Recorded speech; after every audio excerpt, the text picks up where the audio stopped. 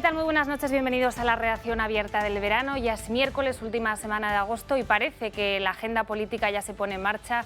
Arrancábamos curso esta semana con muchos eventos, con muchas citas, como por ejemplo la de mañana, jueves, donde se decidirá si al final sale adelante con el apoyo de sus socios ese decreto de medidas de ahorro energético del Gobierno. Pero tenemos que hablar de más temas. Hay un tema que es a la par que interesante, escabroso, y es un asunto que nos viene desde Tarragona. Allí ustedes lo habrán escuchado, un hombre de unos 45 años, su nombre es Eugen Sabau, abría fuego el pasado 14 de diciembre contra tres excompañeros de su lugar de trabajo, era vigilante de seguridad. Estas tres personas resultaban heridas por ese tiroteo y además lo hacía un mozo de escuadra que junto a sus compañeros conseguía abatir a este hombre de 45 años, como decimos, que se quedaba tetrapléjico tras este tiroteo.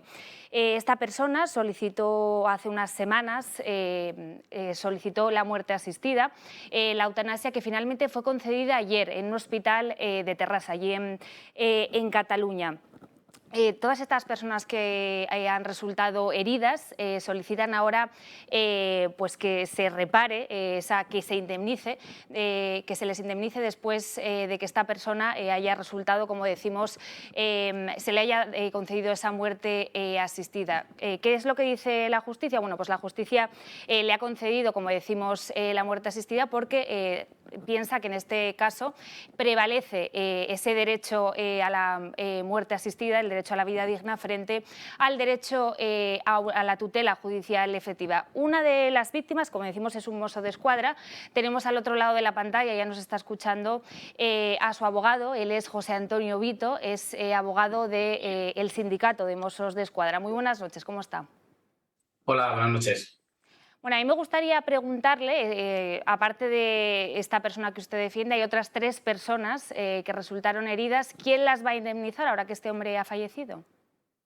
Bien, a los mossos que yo represento se indemnizará a cargo de la Generalitat de Cataluña. Hay una sentencia del Tribunal Supremo ganada por el sindicato SPAC, en la cual establece que las lesiones sufridas en acto de servicio por cualquier policía, tanto sea mozo de escuadra como cualquier otro miembro de la Fuerza de Cuerpo de Seguridad del Estado, si la persona que ha causado esas lesiones fallece o es insolvente, será la administración para la cual trabajan quien haya de responder. Entonces, en ese sentido, tenemos garantizada la responsabilidad civil o las indemnizaciones a los mossos que fueron víctimas de la actuación del señor Sabao. Ahora bien, el problema son las otras tres víctimas civiles, las cuales, dada la inexistencia de un juicio, nunca podrán ser indemnizadas.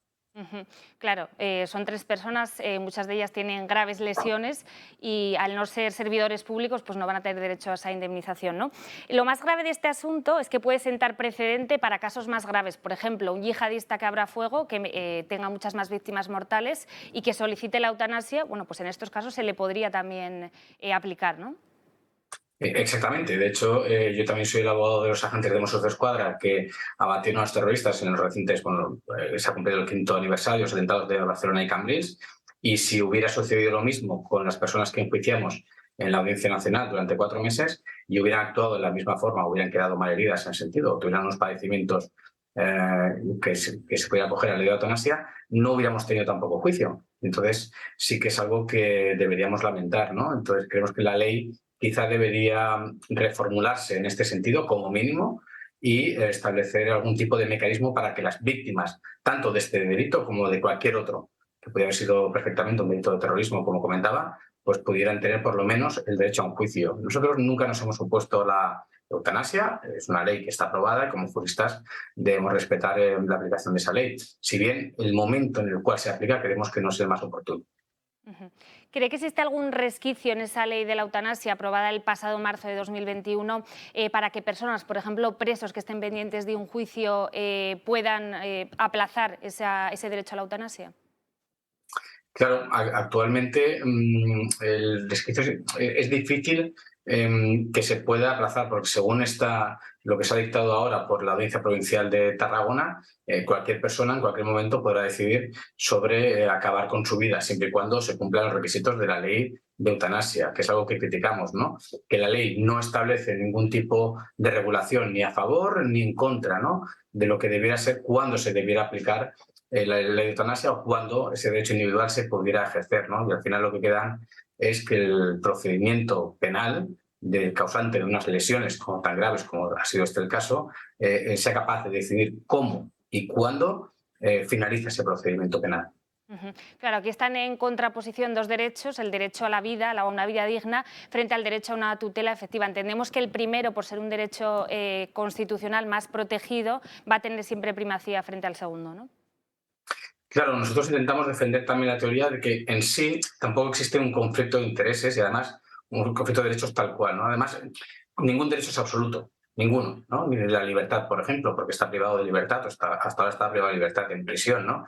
Y lo que proponíamos para compaginar esos derechos es que sí se podía reconocer el derecho a la muerte digna, que está recogido en la Ley Orgánica de la Eutanasia y además se proclama de la Constitución, pero que no fuera en este momento, que fuera en el momento de celebrarse el juicio y tener una sentencia. En ese caso, hubiéramos obtenido, pues hubiéramos conjugado ambos derechos, ¿no? De la muerte digna y el de la tutela judicial efectiva de las víctimas, que nosotros que es el derecho a un juicio justo y a saber la verdad. Bueno, pues nos quedamos con ese mensaje, veremos a ver en qué queda todo este asunto y si efectivamente pues, hay alguna posibilidad de cambiar esa ley de la eutanasia. José Antonio Vito, abogado de ese Mosso d'Esquadra que pelea ahora por esa indemnización, muchísimas gracias por atendernos. Muy buenas noches. Gracias a vosotros.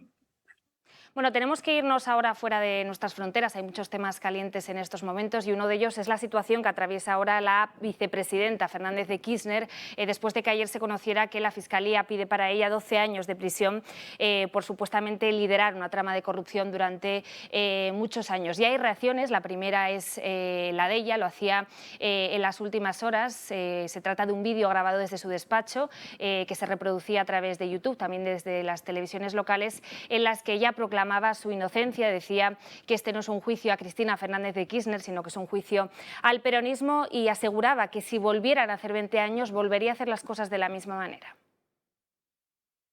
Son 12 años, los 12 años del mejor gobierno que tuvo la Argentina en las últimas décadas.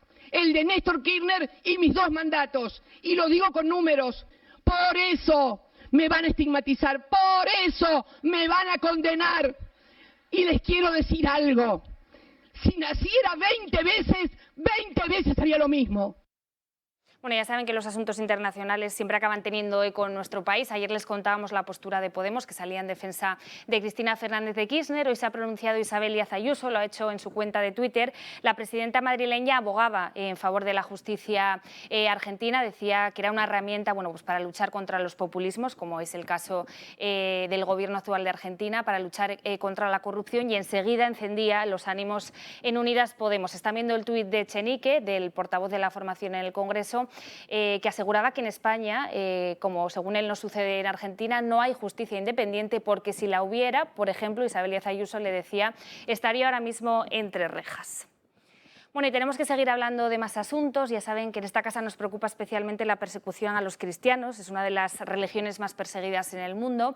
Estos días les contábamos, nos hacíamos eco de la persecución a la Iglesia Católica en Nicaragua por el régimen sandinista, pero no es el único país donde ser cristiano pues es una razón para salir con miedo a la calle. También en Nigeria.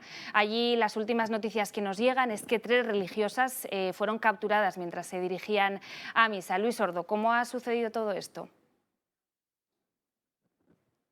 Muy buenas noches, Marina. El mundo católico se moviliza por la libertad en Nicaragua. En estas últimas semanas, misioneras de la caridad han sido expulsadas del país, cientos de ONGs se encuentran cerradas y, lo peor, un obispo, 7 sacerdotes y varios seminaristas están bajo arresto domiciliario. En este país, desde el año 2018, con el 4º mandato de Daniel Ortega, se inició una ola de protestas que dejó más de 60 muertos, centenares de heridos y amenazados de muerte de sacerdotes. Por ello, los cristianos del mundo entero se movilizan. La Conferencia Episcopal de Venezuela, Italia, Panamá o España, entre otros, han expresado su consternación y pide la libertad para los religiosos en Nicaragua. El descontento de los católicos del país viene por parte del Papa Francisco, quien no se ha pronunciado respecto a los arrestos. Lo único que sí que ha dicho es sobre la situación que atraviesa la Iglesia. Lo hizo el pasado domingo. A este se le suma las persecuciones en Nigeria. Hace 9 días unos hombres armados secuestraron a un sacerdote católico y un seminarista, aunque eso sí, afortunadamente fueron liberados poco después. Y esta semana nos enteramos de la noticia de que 4 religiosos de la Hermandad Jesús Salvador fueron secuestradas el pasado 21 de agosto cuando iban a misa. Cabe recordar que el pasado lunes se celebró el Día Internacional sobre la Persecución Religiosa y los cristianos son los más perseguidos, cosa que al ministro de Exterior, José Manuel Álvarez, parece no importarle mucho, aunque eso sí, siempre recuerda el Día Internacional de conmemoración y homenaje a las víctimas del terrorismo. Bueno, pues nos quedamos muy pendientes, gracias Luis, de lo que pasa en Nicaragua y lo que pasa en Nigeria con esa persecución a los cristianos. Es momento ya de hablar de asuntos que nos conciernen más de cerca aquí en nuestro país y por eso abrimos ya la mesa política y saludamos a los 2 contertulios que me acompañan durante esta noche. Ricardo Gómez, ¿qué tal? Buenas noches. Muy buenas noches, Marina, encantado. Buenas noches. Y Daniel Rodríguez Asensio, muy buenas noches. Buenas noches, Marina. ¿Qué tal el verano? Encantado de estar aquí de vuelta y nada, a dar caña. A dar la batalla de las ideas. Eso es. Bueno, pues tenemos que empezar hablando ese tema más candente de esta semana, que es esa aprobación del decreto de medidas de ahorro energético. Será mañana. El Gobierno ya está apurando esos contactos con los grupos políticos y tiene miedo. Ya hay nerviosismo dentro del Gobierno. Les hemos escuchado a lo largo del día hoy lanzando mensajes advirtiendo sobre la dureza del invierno y desde el Gobierno, porque como desde los partidos independentistas aún no han aclarado cuál va a ser su voto, ya se han abierto a corregir ciertos aspectos, como por ejemplo convertirlo en proyecto de ley para que se puedan meter enmiendas. Con el PP ya no cuentan, pero siguen chantajeándoles hasta el final, acusándoles de no estar del lado de los trabajadores. Se agota el tiempo y los apoyos para la aprobación del plan energético del Gobierno siguen en el aire. Sin sus socios de Esquerra Republicana, Bildu y PNV, el Ejecutivo ve complicado sacar adelante su iniciativa en el Congreso. Moncloa mantiene su confianza plena en que el Real Decreto salga adelante y mientras insiste en chantajear a la oposición. Yo lo que emplazo al Partido Popular de aquí al próximo jueves, tienen unas horas, y desde luego al señor Feijóo, es que vaya ahora mismo, se vaya esta tarde a la estación de Atocha Cercanías o se marche a Sant o a Valencia y hable con ese trabajador que está volviendo ahora de su puesto de trabajo y le diga que si por él fuera, si de él dependiera, no tendría la gratuidad del transporte público en los próximos 4 meses. Ya lo hizo en el pasado con la prórroga de las mascarillas en el exterior, incluyendo en el mismo decreto la revalorización de las pensiones al IPC, una burda maniobra del Ejecutivo vista a ojos de la oposición y que sin embargo salió adelante con la negativa de PP, Vox y Ciudadanos. Y ahora espera el mismo resultado colando en su decreto energético la ayuda de 200 euros a los hogares con rentas inferiores a 14.000 euros, el descuento de 20 céntimos en gasolina y diésel, la rebaja del abono transporte y la reducción del IVA de la luz, también poner límite al precio del alquiler y revalorizar las pensiones no contributivas. Algunas de las medidas del decreto ya han empezado a funcionar, como la limitación de la temperatura y el alumbrado de edificios públicos y escaparates comerciales. Las comunidades autónomas le reprochan al Gobierno no haberlas tenido en cuenta para buscar el consenso. Madrid y País Vasco fueron las primeras en hacerlo y el Gobierno tan solo ha manifestado con esta última su intención de negociar el plan de ahorro que mejor le convenga. Mañana se celebra el pleno extraordinario y todos los diputados están convocados salvo Sánchez, que mientras se pone la medalla cumpliendo con lo acordado en Bruselas, mantiene su agenda internacional y votará de manera telemática desde Ecuador. Bueno, pues votación de infarto la que se espera mañana. Todavía no sabemos qué votarán partidos como el PNV, como Esquerra, aunque si nos fijamos en votaciones anteriores en los que mantuvieron más o menos la misma estrategia, lo cierto o lo más probable es que voten a favor, ¿no? Bueno, Teresa Rivera ha dicho esta mañana que ya tienen los votos para sacar adelante el decreto, con lo cual el Gobierno parece que tiene claro que apuesta por la mayoría Frankenstein, a pesar de la evidente debilidad que muestran las encuestas, a pesar de que la ciudadanía es evidente que no apoya estos equilibrios parlamentarios y a pesar también de que se está normalizando una situación que es absolutamente anómala. Y lo decíais muy bien en el vídeo, ¿no? Aquí hacer un tutum revolutum, hacer un popurrí para votar en un mismo decreto, ¿no? Pues las mascarillas con la revalorización de las pensiones o aquí el asunto medioambiental con la paguita a los 400 euros a los jóvenes y un larguísimo etcétera, es muy peligroso, ¿no? Porque no es lo mismo, hay que saber distinguir. Segundo, la deriva autoritaria de este gobierno totalizadora es es absolutamente aberrante y es impropia de una democracia avanzada como la nuestra, ¿no? Me preocupa los socios de gobierno, me preocupa la actitud del gobierno y me preocupa sobre todo que el gobierno haga oposición a la oposición. En vez de hacer algo constructivo, se dedica, pues eso, a atacar a Feijóo y a hacer demagogia con algunos de los elementos del decreto. Con lo cual, yo creo que va a salir adelante, como siempre, sin conocer la opinión ni del principal partido de la oposición, ni del presidente Feijóo, ni de las comunidades autónomas, ni de los sectores afectados, y va a salir adelante, pues bueno, con los votos de una mayoría parlamentaria que antes o después vamos a ver qué hay en esa factura, ¿no? ¿Cuál es el concepto de la factura? En PNV ya estamos, con Bildu ya estamos viendo que están acercando muchos terroristas a las cárceles del País Vasco.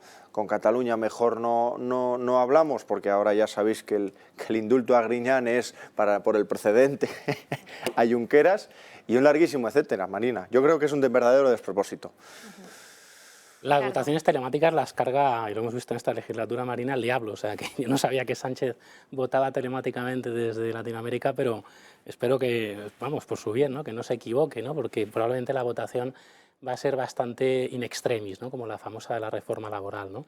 Yo creo que efectivamente la factura la va a poner el PNV y Esquerra, sobre todo, que son los dos gobiernos autonómicos que tienen interés en modificar ese decreto para vender además más caro. Estaba claro que cada vez que avanzase la legislatura la factura iba a ser más cara, cada vez más, ¿no? De los gobiernos autonómicos y de los partidos independentistas. Yo creo que lo de Bildu es un apoyo que va a buscar un poco más el justificar ese apoyo, porque su pelea es con el PNV y lo que no le gusta es hacerse una foto con el PNV, pero le gusta menos hacerse una foto votando en contra, como el PP y Vox, para que el PNV le diga en el País Vasco: mira, tú estás votando lo mismo que está votando la derecha española, ¿no?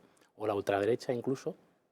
Y me da la sensación, Marina, de que esa letra pequeña y esa petición que han hecho los partidos independentistas de que se convierta en un proyecto que pueda tener, de ley que pueda tener enmiendas, va a significar que efectivamente va a haber mucha letra pequeña. Insisto, yo creo que va a haber una factura muy larga. No sé si el concepto cuál va a ser, pero que va a ser larga, eso también. El concepto no lo sabemos, pero larga va a ser, va a tener muchos conceptos.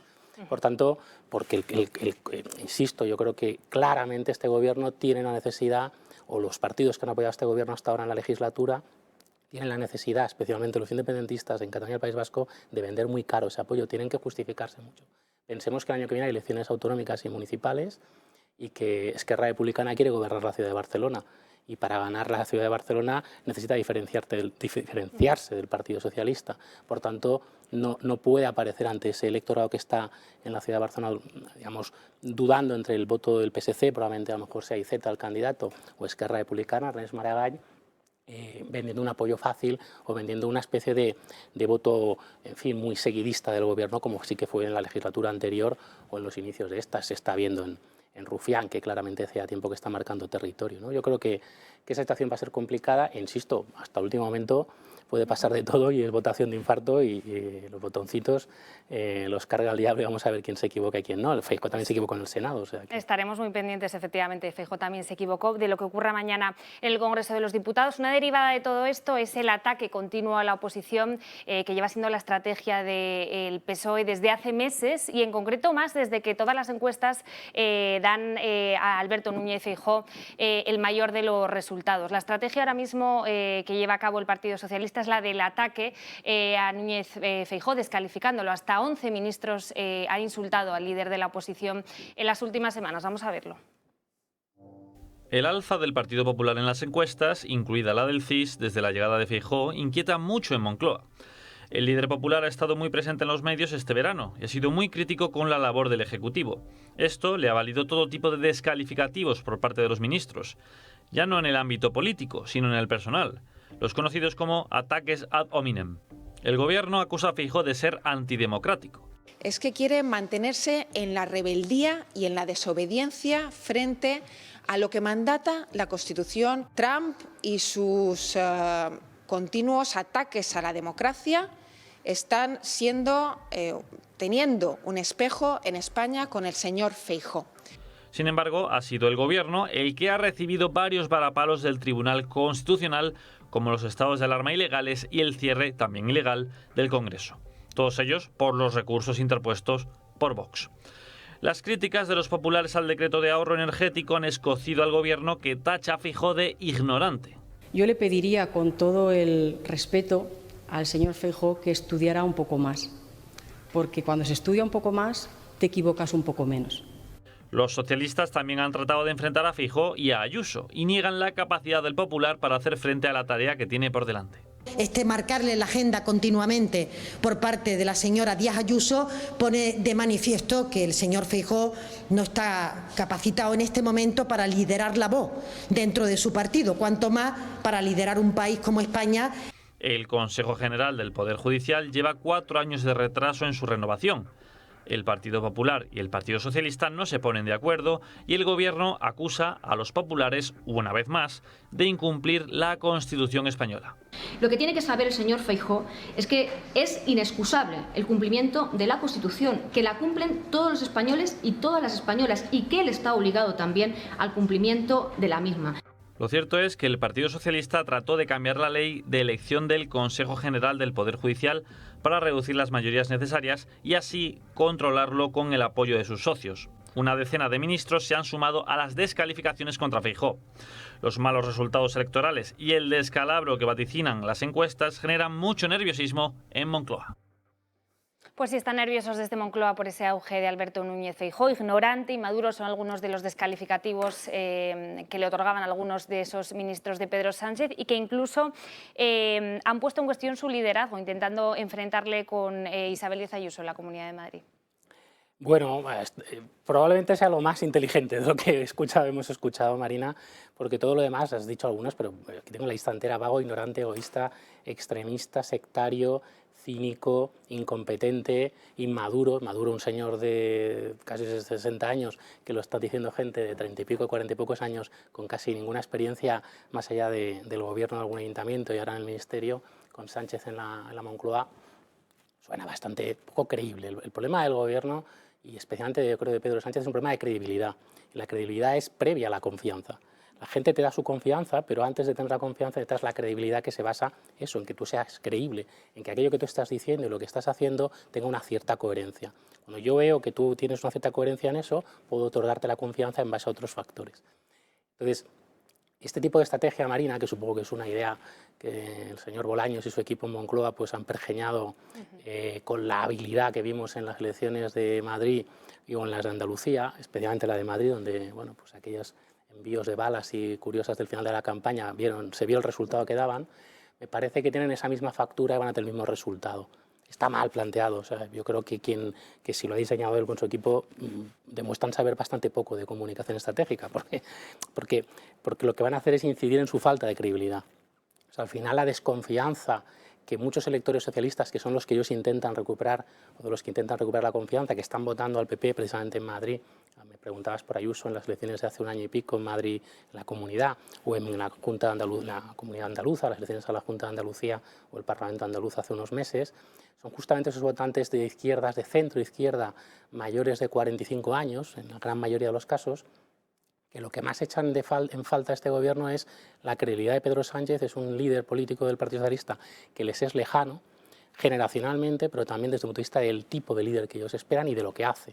El apoyo nacionalista a ese tipo de votante, independentista, especialmente Bildu, Esquerra Republicana, o lo del PNV, lo hemos visto ya, y esta gente que son de mi edad hacia adelante, ya lo han visto muchas veces en los últimos años en España, tanto en el PP como en el PSOE, es lo de menos. Pero lo de Esquerra y Bildu sí que es más sangrante, ¿no? Y ese votante perdona poco eso, y eso, al revés, justamente lo que hablamos antes, esta votación de mañana en el Congreso, lo que va a hacer es refrendar que al final su único sostén del gobierno actual son esos dos partidos, fundamentalmente, y en el conjunto de los independentistas. Y luego la situación económica. Es un tipo de votante ese que intentan recuperar, que no se abstenga o que incluso no vote al PP, que bueno, pues suele estar situado económicamente en la vida ya por la edad, un trabajo fijo. Hay muchos autónomos. En Madrid muchos de los que votaron votantes socialistas a Ayuso eran gente que tenía comercios, tiendas, ¿no? Para el que la situación económica es muy importante, para todo el mundo, pero para ellos especialmente. Y ese es el centro de la crítica al gobierno actual. Cualquier gobierno que se enfrenta, el español ahora del PSOE, el del PP anteriormente, el anterior del PSOE, el de los socialdemócratas en Alemania, quien sea, el de Macron en Francia, se tiene que dar cuenta de su gestión económica, de qué está haciendo para que la situación desde un punto de vista económico y de ahí la situación social sea lo menos difícil posible dentro de las circunstancias que estamos viviendo del COVID y ahora de la guerra de Ucrania y de la crisis energética internacional. Esa es la clave. Si tú no resuelves eso, puedes llamarle vago, ignorante, todas las rascacielos que se te ocurran, que al final lo que vas a hacer es refrendar todavía más eso. Y luego se supone, porque Sánchez ha dicho, y acabo con esto, que no va a cambiar el gobierno cuando le han pinchado el globo de que sí que lo iba a haber, y por tanto pues, ha hecho ahí una cosa rara y veremos, como nunca se sabe lo que hace, pues igual lo hace, igual espera a diciembre para decir que no lo ha hecho cuando los demás decían que lo iba a hacer. Yo creo que lo va a hacer y que va a enviar a algunos de estos ministros y ministras a las elecciones autonómicas del año que viene y vamos a ver con qué credibilidad aguantan el resultado. Estamos hablando de comunidades como Castilla-La Mancha, la tuya, Asturias, estamos hablando de Extremadura. Extremadura probablemente es la que tienen más fácil, pero Asturias, por ejemplo, la última encuesta del mes de julio, el mes pasado, de la Nueva España, ya decía que el PP podía gobernar y estamos ahí viendo la jugada de cascos por donde sale. Castilla-La Mancha tiene muchas probabilidades, ya llevamos un año de encuestas donde casi todas, desde septiembre del año pasado, dicen que puede ganar el PP, puede gobernar con Vox y no el Partido Socialista con Podemos, que no aparecería en el Parlamento Regional castellano-manchego. Aragón también, la Comunidad Valenciana también, La Rioja claramente, Cantabria es más difícil. El PP tiene un escenario en general bastante positivo, que es acorde a la evolución del ciclo electoral que hemos visto en el Feijóo, que comentabas tú antes de cómo ha subido, ¿no? Desde el mes de marzo hasta ahora, desde la salida de Casado. Por tanto, ese va a ser el último elemento, Marina, político, por el que va a ser valorado Sánchez. Las elecciones municipales autonómicas, si el mapa del año que viene es casi todo azul, exceptuando obviamente que no hay elecciones autonómicas en Cataluña, País Vasco, y veremos Extremadura y alguna comunidad más, la situación que tienes a los 6 meses siguientes hasta las generales es ya de cierre de gobierno, de salida. Esa es la cuestión. Daniel, ¿es acertada o no es acertada esta estrategia de Félix Bolaños? Yo creo que Sánchez está cercado, enjaulado, políticamente acabado. Pero Sánchez está acabado por sus propias decisiones. Es decir, lo ha comentado muy bien ahora, ¿no? Las encuestas dan un escenario absolutamente desastroso. Pero es que las elecciones en Madrid el PSOE fue tercera fuerza política, te recuerdo. En Castilla y León otro desastre. En Andalucía ni te quiero contar. Con lo cual, desde el punto de vista electoral, perspectivas muy pobres, pero tiene muchos más frentes abiertos. Tiene abierto, por ejemplo, las heridas de todos los constitucionalistas, de todos esos españolitos de clase media de a pie, que ve que ha pactado con Bildu, que ha indultado a gente que ha dañado gravemente la Constitución, que ha atentado contra la Constitución y que está por delitos de sedición en la cárcel. Bien, los ha indultado, ha hecho pactos con el diablo de todo tipo. Todo lo que decía que no iba a hacer en campaña las ha hecho. Entonces esa falta de credibilidad también le está acercando. Pero es que le está acercando la situación económica. Tercer elemento importante. La inflación se está llevando por delante a millones de familias en este país. Y la insensibilidad de este gobierno es absoluta. Más de 20 subidas de impuestos. Tenemos la inflación más elevada de la eurozona. La electricidad, todas las medidas que se están poniendo para frenar el incremento de coste de la electricidad no funcionan, salvo una, que es la reducción del IVA de la luz, ¿no? Entonces, claro, cuando tú ves que también... Que tampoco funciona, pero bueno. ¿Perdón? Que tampoco funciona porque por otros factores sigue subiendo y lo que le importa a la sí, gente pero no es que ha bajado el IVA, sino si no se le contiene la factura eléctrica. Ahí sí que, digamos, técnicamente ha mejorado con respecto a lo que podía ser, ¿no? Pero es que la realidad es que, desde el punto de vista económico, en España este año se ha reducido la renta media por hogar y se ha incrementado la desigualdad. Estamos en niveles de desigualdad y de pobreza similares a cuando Sánchez entró como presidente. Claro, entonces se le está comiendo la situación por todos los lados. Él está cercado y claro, ¿qué hace un animal cuando está ataviado o enjaulado? ¿No? Pues enrabietarse y dar coces hacia todos los lados. Y en este caso, pues al presidente Feijóo le está tocando y efectivamente yo creo que es una estrategia Para mis intereses, porque yo creo que Sánchez no debería seguir gobernando, es perfecta, porque alimenta, digamos, a Feijóo, al Partido Popular, y le da la oportunidad de captar incluso más atención mediática, ¿no? Pero bueno, digamos que desde el punto de vista del gobierno, pues yo creo que se está equivocando. Eso sí, ¿dónde está atacando? Que esto es muy importante.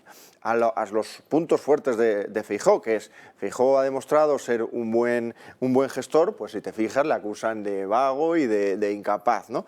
Feijóo ha demostrado ser solvente y moderado, bueno, es Trump.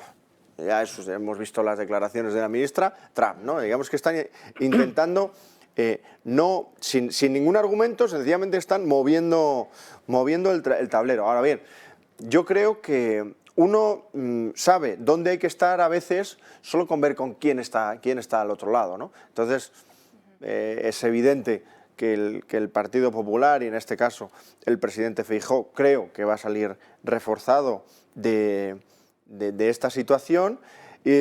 Sánchez va a jugar sin ninguna duda la baza de la presidencia de la Unión Europea en el segundo semestre del año y mantener unido el Frankenstein, el gobierno Frankenstein, porque es la única esperanza que tiene de cara a las generales del año que viene.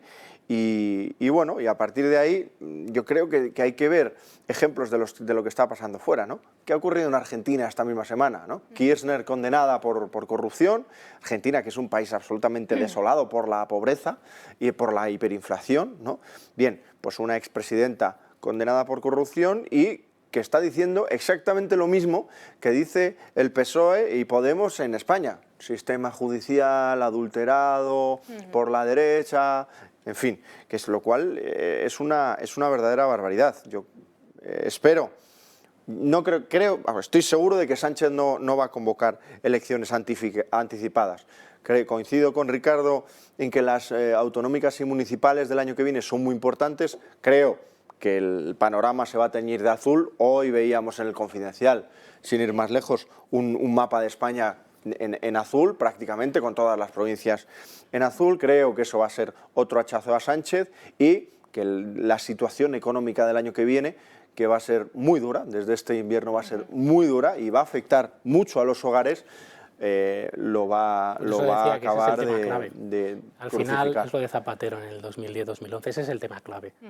Tú puedes intentar exactamente, la situación económica, Marina, tú puedes intentar escabullirte de eso, pero esa es la cuestión que le afecta a los ciudadanos. Cuando a la gente el bolsillo le funciona, pues está abierto determinados segmentos en función de su ideología y sus creencias a pensar pues que está muy bien que saquen a Franco el Valle de los Caídos o que haya no sé qué nueva medida del colectivo LGTBI o tal, pero cuando a ti te afecta el bolsillo, eso es transversal. O sea, eso, excepto que seas muy rico, le da igual a la persona más de derechas, más de izquierdas, gay, lesbiana, heterosexual, creyente, no creyente, o sea, al final eso es transversal y eso tiene un efecto demoledor en las decisiones de la gente. Pero en este minuto también hay otro asunto que es muy importante. No solo es la inflación y efectivamente que el español de a pie ha sufrido mucho, no solo la inflación y el COVID, sino que es que lo que está sufriendo el español medio, la familia media, es un gobierno que atenta contra ellos, ¿no? que te ha encerrado en casa de forma injustificada e inconstitucional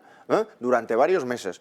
Es un gobierno que ha atentado contra los bares, contra la hostelería durante la pandemia. Es un gobierno que se dedica a coger a minorías privilegiadas y lanzarlas contra esa mayoría silenciosa que se dedica a trabajar. Es un gobierno que ahora, en este minuto, está atentando con el decreto energético que se vota mañana contra el pequeño comerciante. Es un gobierno que también ha aprobado, por ejemplo, una normativa para los ganaderos que les obliga a poner cámaras en los mataderos de animales. Oiga, que es que los agricultores y los ganaderos están en la calle por la subida del precio del combustible, por el incremento de los precios de los piensos y los abonos, porque están por la subida del salario mínimo interprofesional, no la pueden asumir, están absolutamente asfixiados. Estamos viendo en las noticias, ¿no?, que están tirando millones de litros de leche todos los días por una regulación que a veces es absurda y sin embargo estamos impulsando la despoblación y todos estos fenómenos y la inflación, por cierto, con medidas como estas. Es decir, Es que es un gobierno que no solo está cercado por la situación económica, sino que está cercado por sus propias decisiones, por ir contra la gente, por engañar y por mantener a Sánchez en Moncloa a cualquier precio. Yo tengo dudas de eso, porque de la parte que dices de que lo esencial o lo más determinante, no es lo único, estoy de acuerdo, pero lo más determinante es una acción económica, porque hay cosas que son de ensayo, prueba, error, ¿no? Es decir, es empírico, tú coges la situación del 19, las elecciones del 19 y ves el resultado. Y ya había una parte importante, menos lo del COVID, menos de encerrar a la gente en sus casas durante estos meses del 2020, hace 2 años. Todo lo demás ya estaba encima de la mesa. No, Ricardo, perdona. Había un sumatorio, pero la esencia, y de hecho con esa esencia... No has cerrado bares, no cerraron bares. No estás obligando al comerciante a poner puertas automáticas y a poner su aire acondicionado a 27 grados. Bueno, Daniel, pero yo creo que eso es derivado de la eso la gente lo justifica más. Esa medida la toma por eso. Que esté bien o mal es otra cosa. Yo lo que quería decir, que fue una situación que afectó a toda Europa, la gente lo justifica más con eso. Oye, hay otros países en los que se hizo lo mismo, tan grave no será. No, perdona que os diga. Ningún país de Europa, en ningún país de Europa la gente está encerrada 3 meses en su casa, en ninguno. Sí. Hubo, lo llamaban, es como lockdown.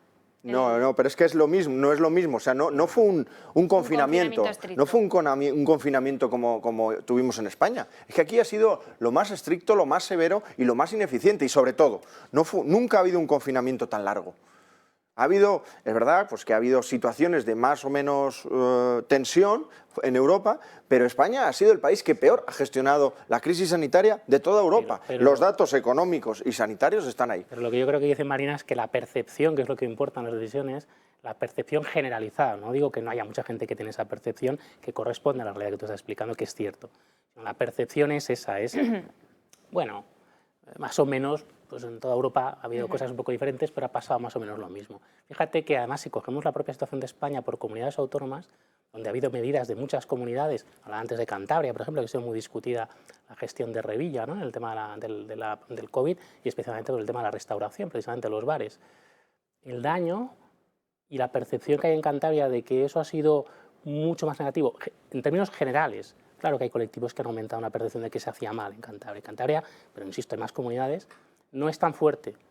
Esa percepción es muy de Madrid o muy del centro de España, donde sí que había esa sensación, porque hubo una campaña autonómica donde eso se maximizó y donde además la restauración en Madrid es mucho, estaremos de acuerdo, más relevante que en otras comunidades autónomas porque se sale mucho más, porque es mucho más grande, porque hay mucha más dinámica de intercambio, de salir, de entrar, de gente, población flotante, etc. Por tanto, ese elemento no te digo que no tenga un peso, lo que digo es que lo determinante, porque es transversal para dañar a un gobierno en la percepción incluso de los votantes que son acérrimos del PSOE y que le van a volver a votar en las próximas elecciones, esa base electoral, el suelo electoral, es negativa porque tu situación es cada vez más negativa y no puedes tener una percepción de que eso es positivo y de que la gestión es positiva porque además es, y eso estoy de acuerdo contigo también, es muy polémica desde el punto de vista de las medidas, lo de mañana es muy polémico, porque eso también le afecta a todo el mundo. ¿Cómo hemos llegado hasta aquí, esta situación de subida de precios y de crisis energética? Pues todo esto se desencadenó hace ya 6 meses, hoy se cumplen 6 meses de la invasión de Rusia a Ucrania y además el país celebra hoy el 31 aniversario de la entrada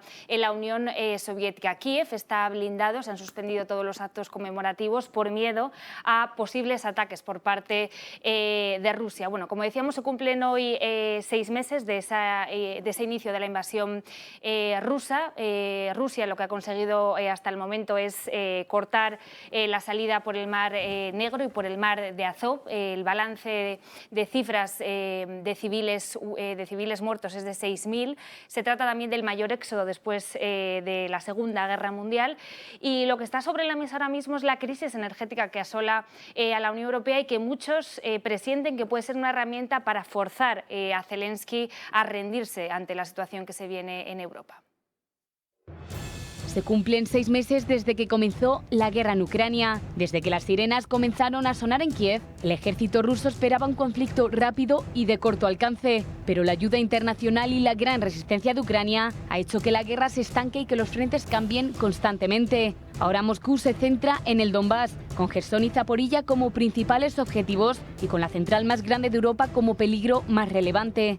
En otro lado, Kiev trata de dar un giro minando las capacidades del Kremlin como ofensivas en el este, aunque la realidad es que Rusia en 6 meses de invasión se ha hecho con el 20% del territorio ucraniano. El conflicto está estancado. pero aunque no haya grandes avances en ninguno de los dos sentidos, sí que hay actividad diaria, desgaste y mucho dolor. A día de hoy son más de 6 millones los ucranianos que cruzaron las fronteras y se encuentran en distintos países europeos. Otros muchos no tuvieron ninguna opción. La ONU cifra las víctimas mortales de la guerra en más de 5.000 personas, entre ellos más de 300 niños y niñas. Se suman además alrededor de 7.500 heridos desde el comienzo de esta invasión, la cual se ha convertido ya en la guerra más grande de Europa desde la Segunda Guerra Mundial. Está claro que Ucrania necesita más armas y apoyo económico de Occidente para ganar esta guerra, pero tanto su gente como su economía están sangrando y ahora toda Europa asume las consecuencias. El alza en los precios de los productos energéticos, la subida de las materias primas, el desabastecimiento de productos y la incertidumbre sobre la duración del conflicto han lastrado el plano de crecimiento y han disparado la inflación hasta los niveles más elevados en casi 40 años.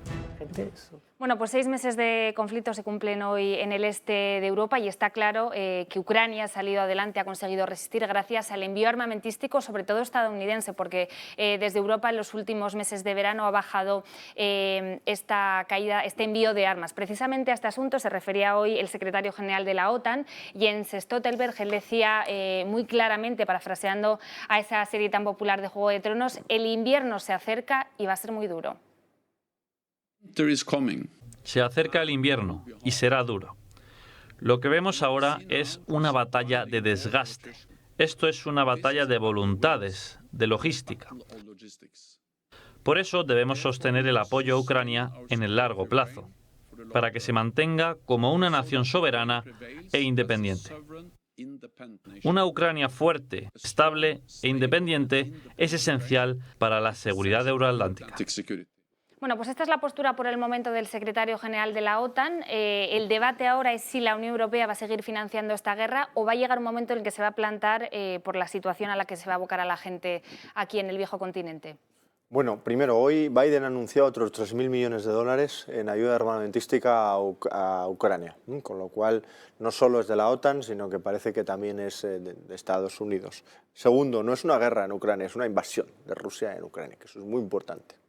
Si Europa cede, si Europa se pliega, con la campaña que estamos viendo en contra de la primera ministra finlandesa, no sé qué puede pasar. Sabéis lo de los vídeos, ¿no? Hombre, de los claro. famosos vídeos, ¿no? Pues yo creo que no es casual. Unos vídeos extraídos de un móvil, en fin, no es casual. Con lo cual, no sé qué puede pasar si plegamos la pierna, si hincamos la rodilla, perdón. Pero lo más importante y lo fundamental para Europa es que aprendamos de esta invasión. Porque si pensamos que obligando o induciendo a Ucrania a que deponga las armas y la guerra se acabe, y aquí que vuelva toda la normalidad, que Rusia nos vuelva a dar gas barato y ahí no ha pasado nada, es muy peligroso, porque entonces Rusia sabe que tiene un arma nuclear contra nosotros que se llama el gas. Y ya lo sabe para el futuro. Para Alemania, sobre todo. Para siempre. No, para Alemania y Europa. Pero esencialmente es Alemania. Sí, bueno, pero Alemania desencadena a toda Europa. Con lo cual a mí eso me parece muy peligroso. Esta invasión tiene que servir sobre todo para cambiar el tablero geopolítico mundial, para que Europa aprenda de sus errores durante las últimas décadas, errores en materia energética, y efectivamente, sobre todo Alemania. Alemania en las últimas décadas, desde el punto de vista financiero, lo ha hecho muy bien, porque ha sido el gran pulmón financiero de Europa, también porque le interesaba, pero lo ha hecho muy bien. Ahora, desde el punto de vista energético, la gestión es muy deficiente y, sobre todo, ha arrastrado a toda Europa. Hemos estado siendo gobernados desde el punto de vista ideológico y no desde el punto de vista gestor. Y eso es peligrosísimo. Por ejemplo, el fracking. ¿Cuánto se ha demonizado el fracking en este país? ¿Desde hace cuántos años? Fijaos, bien. Pues ahora estamos comprando gas natural y petróleo a Estados Unidos, que lo extrae mediante fracking. Es decir, no solo lo compramos más caro, sino que lo estamos comprando con la misma tecnología. Cuando acordaos de los famosos argumentos medioambientales. Con lo cual, cambiar el tablero geopolítico, avanzar en esa soberanía energética europea y, sobre todo, no demostrar debilidad ante Putin, creo que son 3 objetivos ineludibles para la Unión Europea. Y también eso nos incluye a nosotros, a España. Con lo cual, a mí, si yo soy de los que cree que esta guerra la inició la salida de tropas en Afganistán, acordaos de esa manera tan desordenada y tan extraña que indujo a pensar en una debilidad de Europa, mostrar otro signo de debilidad podría ser letal y nunca mejor dicho. Eso, la intención es muy bonita, pero en el momento en el que Rusia en unos meses corte el gas, la situación va a ser otra diferente, ¿no? La práctica va a ser... Pero es que, perdona Ricardo, no. El gran problema que estamos teniendo en Europa es que nos seguimos equivocando con la política energética. La prioridad energética no debería ser reducir el consumo de gas o electricidad como objetivo. Eso puede ser un medio temporal para lograr un objetivo, pero el objetivo tendría que ser avanzar en la soberanía energética. Por ejemplo, España tiene capacidad para almacenar el 40% del gas que viene de Rusia.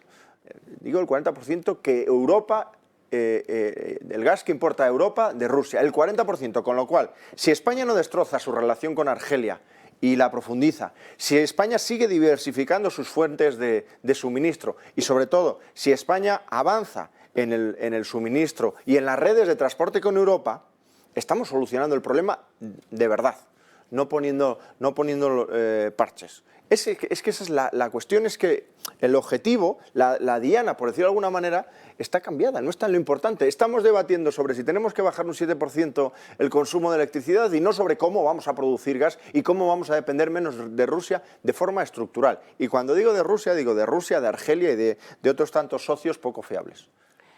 Yo creo que antes estábamos bastante de acuerdo, en el anterior tema aquí estamos completamente de acuerdo, ¿no? Yo estoy de acuerdo que evidentemente el gran tema es qué posición tiene Europa, y en este caso en concreto la Unión Europea, desde el punto de vista del tablero internacional, ¿no?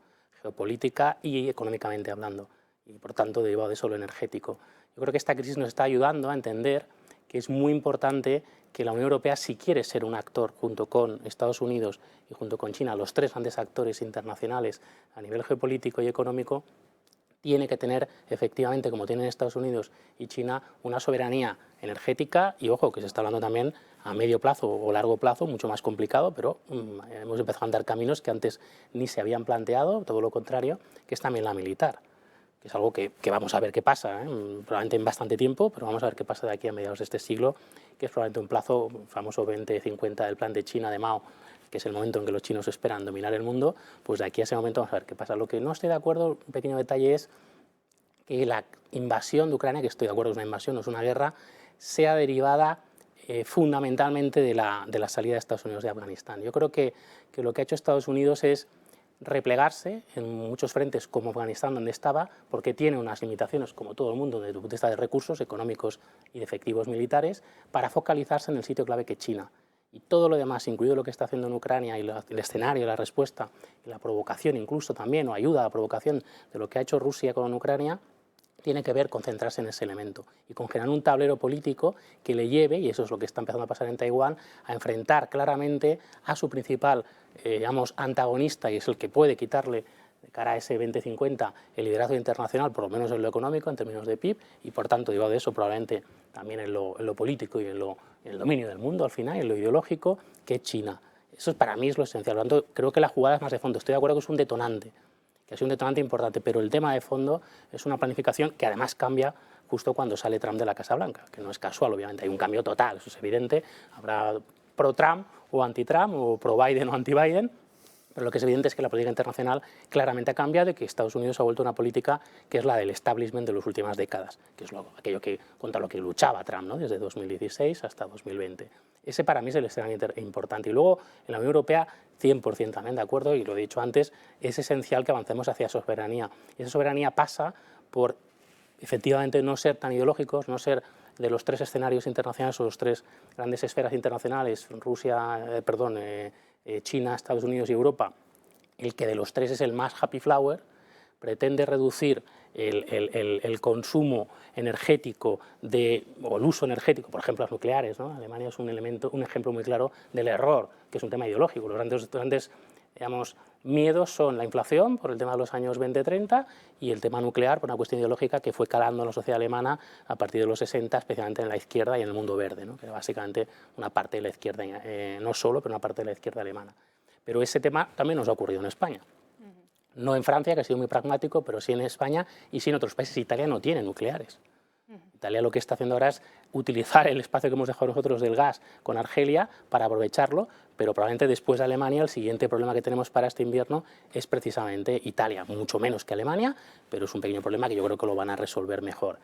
Creo que fundamentalmente no ser el espacio económico, insisto, que pretende dominar o ser uno de los actores clave en el mundo desde una política excesivamente idealista y poco realista, que es al final lo que se impone en la política internacional, es un error que la Unión Europea ahora, a base de palos y por la fuerza de la realidad, está empezando a cambiar. Y yo espero, como decías tú, que cambie de fondo, porque al final nosotros somos europeos y lo que nos interesa es que nuestro espacio tenga un peso importante en el mundo y lo siga teniendo en las próximas décadas. El problema, perdóname Marina, es que yo creo que no va, o sea, va a ser un escenario binario.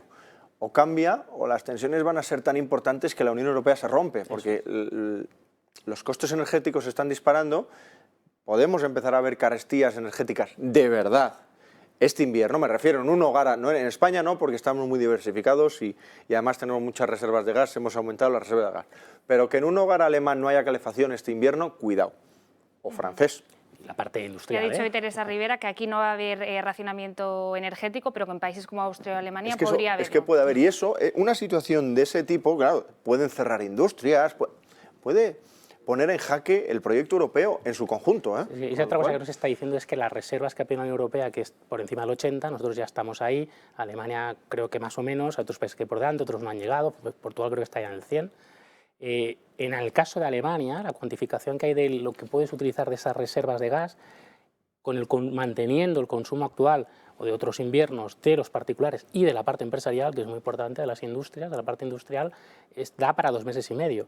Y ese consumo, esas reservas, están calculadas para empezar a utilizarse a partir del 1 de noviembre. Por lo tanto, estamos hablando de que a mediados de enero, vamos a alargarlo un poquito más, finales de enero, si hay algún problema, tienes reservas de gas, pero hasta ahí. Claro, el invierno en Alemania dura prácticamente hasta abril, es decir, que te faltan 2 meses y medio más. Ese es el gran problema y es donde vamos al problema. Por lo tanto, yo creo que el momento clave va a ser no en el final de año, sino cuando veamos qué pasa en el inicio del año, lo que es el invierno en sí mismo, ¿no? Enero, febrero, marzo. Ahí es donde tenemos que estar muy atentos a qué ha pasado, si se ha producido ese corte que decías tú antes, que lo has dado por seguro. Yo no estoy tan seguro de eso, pero bueno, creo que va a depender de lo que pasa efectivamente con Ucrania. Posible. Vamos a ver qué pasa ahora con el Día de la Independencia, con la historia del atentado en Moscú, la hija de uno de los ideólogos clave de Putin, o sea que eso hay mucho todavía por ver, ¿no? Sí. Bueno, el caso es que en España, como en otros países, se están intentando tomar medidas para frenar esa subida del precio del gas, que es la principal consecuencia de la guerra en Ucrania, pero aquí no acaba de calar esa medida. Vamos a ver los precios de la electricidad de ayer y de hoy y comprobaremos efectivamente que esa excepción ibérica no acaba de funcionar. Ayer, lo están viendo en pantalla, el precio medio de la electricidad ascendía a los 365 euros el megavatio hora y hoy sube un 19% hasta los 436 euros el megavatio hora. Hacía semanas que no veíamos una cifra como estas, que por cierto es la cuarta más alta de toda la serie histórica y la más alta desde que se aprobó esa excepción ibérica, ese tope del gas. ¿Funciona? Lo hablábamos antes, ¿o no funcionan estas medidas que ha tomado el Gobierno y que no acaban de profundizar en el problema? De momento le funciona a Francia, que compra energía claro. A España mucho más barata gracias a esa excepción ibérica, que es el mérito que ha buscado. 320 millones le hemos subvencionado. Pues ahí está, ¿no? Es decir, y que es la gran historia que obviamente el Gobierno pues, quiere vender, ¿no?, a los ciudadanos y a su potencial electoral o a su electorado potencial para intentar eso que decíamos antes, mantener las elecciones generales próximas del Gobierno y seguir gobernando el país, ¿no? Yo creo que no funciona desde el punto de vista de lo que se pretende, que es que tenga un efecto en el corto o medio plazo. Creo que además lo han vendido, Marina, pues eso, muy políticamente, porque tenían una necesidad muy perentoria. Podemos hablar del petróleo, ahora está bajando, pero la historia de los 20 céntimos, ahora en verano, todavía estamos en agosto, pues todos los de las comunidades limítrofes de Galicia, Castilla y León, que es tu comunidad, ¿no? Extremadura, Andalucía y una parte también que limita, están viendo, y todos los turistas que están por ahí españoles, a los portugueses poniendo gasolina en España, que hemos subvencionado también 20 céntimos a todos los ciudadanos y también empresarios o autónomos portugueses están poniendo gasolina en España a un precio mucho más barato que en su país, ¿no? En estos momentos. Por lo tanto, eso a corto o medio plazo no funciona, ni desde el punto de vista de la reducción del precio, ni desde el punto de vista de la percepción del ciudadano de que el gobierno con eso está contribuyendo de manera excesiva a que le baje la factura eléctrica. Eso es lo importante. Todo lo demás, la parte técnica, yo no soy un experto en el mercado eléctrico, es complejo. Cualquiera de los ciudadanos que ha ido profundizando en estos meses porque nos ha afectado a todos, creo que ha sacado la misma conclusión, que es la de la factura eléctrica. Esto es muy complejo. Yo tengo la tarifa regulada y no entiendo muy bien cómo no para de subir un coste que pone coste de la energía, donde no se diferencia, es el coste de la producción, pero no se diferencia, por ejemplo, por los tramos horarios. Si tienes una tarifa, pues estas, ¿no?, que son de discriminación horaria, ¿no? Entonces, lo que importa es la percepción, y también la realidad, lo que está pasando a corto plazo, no es buena. Por tanto, el efecto no es bueno, por tanto, la medida... No digo que no habría que hacerlo, yo no me meto en esa cuestión, pero que el resultado para quien le ha tomado esa decisión, esa medida, que es el gobierno, no está siendo bueno. Y la electricidad sigue subiendo, va a seguir subiendo este otoño y este invierno. Por tanto, yo si hubiera tomado esa decisión no estaría muy contento del resultado que me está dando. Pues tenemos que hacer aquí una pausa, no se muevan porque a la vuelta profundizaremos en las próximas medidas que quiere aprobar el gobierno para ahorrar más energía. Volvemos en unos segundos.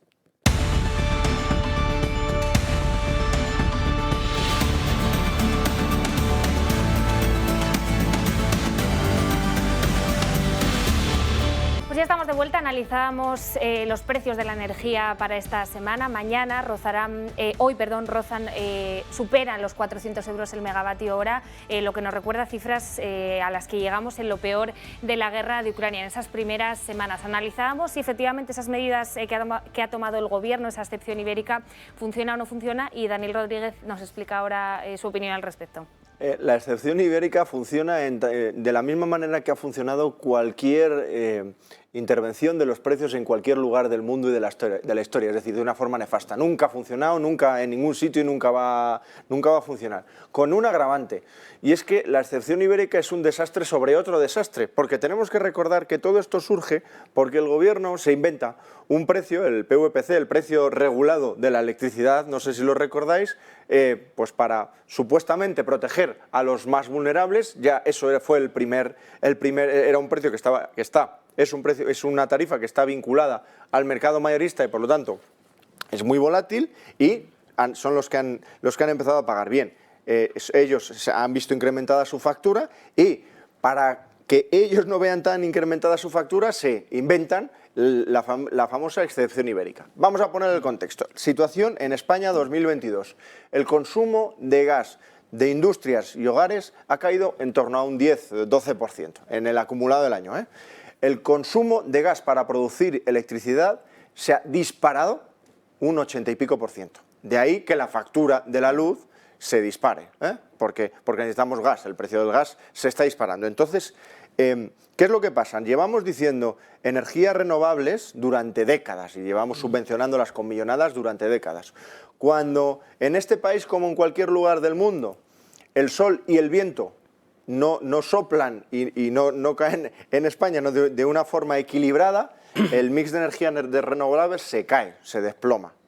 En verano, por ejemplo, se desploma porque no sopla el viento. Hay mucho sol, pero no sopla el viento, ¿no? Y en invierno se desploma porque sopla el viento, pero no hay sol. Entonces, ahí tienen que entrar las energías de base, el famoso ciclo combinado, ¿no? Y como no tenemos energía nuclear, centrales nucleares, pues todo es a través de gas. Y el gas se ha disparado, se dispara la factura. Bien, vamos a intervenir el precio del gas para que no se dispare la factura.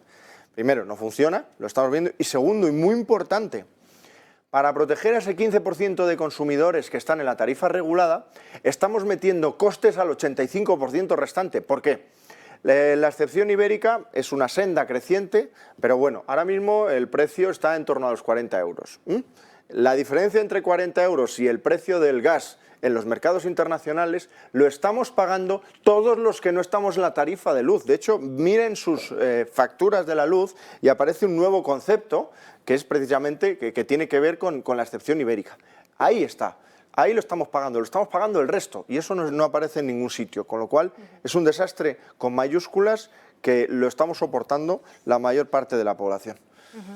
Bueno, ya saben que mañana jueves el Congreso convalida ese decreto de medidas de ahorro energético, pero se prevé que las próximas semanas, ahora a la vuelta de vacaciones, el Gobierno ya está diseñando más. Ayer les contábamos que algunas de estas medidas podrían afectar al alumbrado navideño. Hoy hay algunas informaciones que lo desmienten y que apuntan a las farolas. Las farolas en los meses de invierno podrían no estar encendidas desde determinada hora de la noche, bueno, precisamente pues para ahorrar energía. Una medida que seguro va a generar polémica de confirmarse pues por el tema de la inseguridad, ¿no? que están denunciando muchos colectivos, sobre todo ligados a la policía, de que esta falta de alumbrado pues puede llevar a más delincuentes a aprovechar la coyuntura para llevar a cabo mayores crímenes, ¿no? No sé qué os parecería que el Gobierno pusiese encima de la mesa el apagado de las farolas de cara a los próximos meses. Lo primero, y esto es muy importante insistir, el gran problema que hay aquí es que tenemos la mirilla desviada. Deberíamos estar debatiendo sobre cómo incrementar el suministro de gas, cómo mejorar nuestras fuentes de gas, tanto a nivel interno como a nivel externo, y estamos debatiendo sobre cómo reducir el consumo de gas, que por cierto, insisto, en hogares y empresas, es decir, el consumo directo ya se está reduciendo más de un 10%. Tenemos la mirilla desviada. Segundo, sobre el decreto en sí, pues yo creo que lo primero que hay que pedir es que se sienten a hablar con los sectores afectados, comunidades autónomas, comerciantes, en fin, con los sectores afectados. Apagar el alumbrado, etcétera, etcétera, a mí me parece peligroso. Y también me parece, por qué no decirlo, demagógico. Los mismos que te obligan a hacer chatarra tu vehículo de más de 10 años porque supuestamente contamina mucho, te obligan a comprarte un eléctrico, te están diciendo que consumas menos electricidad, ¿no? Los mismos que salen detrás de una pancarta y dicen sola y borracha, quiero llegar a casa, ahora es sola, borracha y a oscuras, ¿no? Quiero llegar a casa.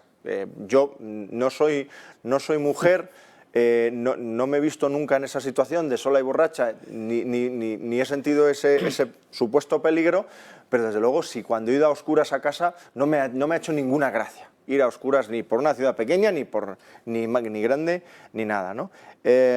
Y bueno, yo creo que estamos absolutamente con el tiro desviado.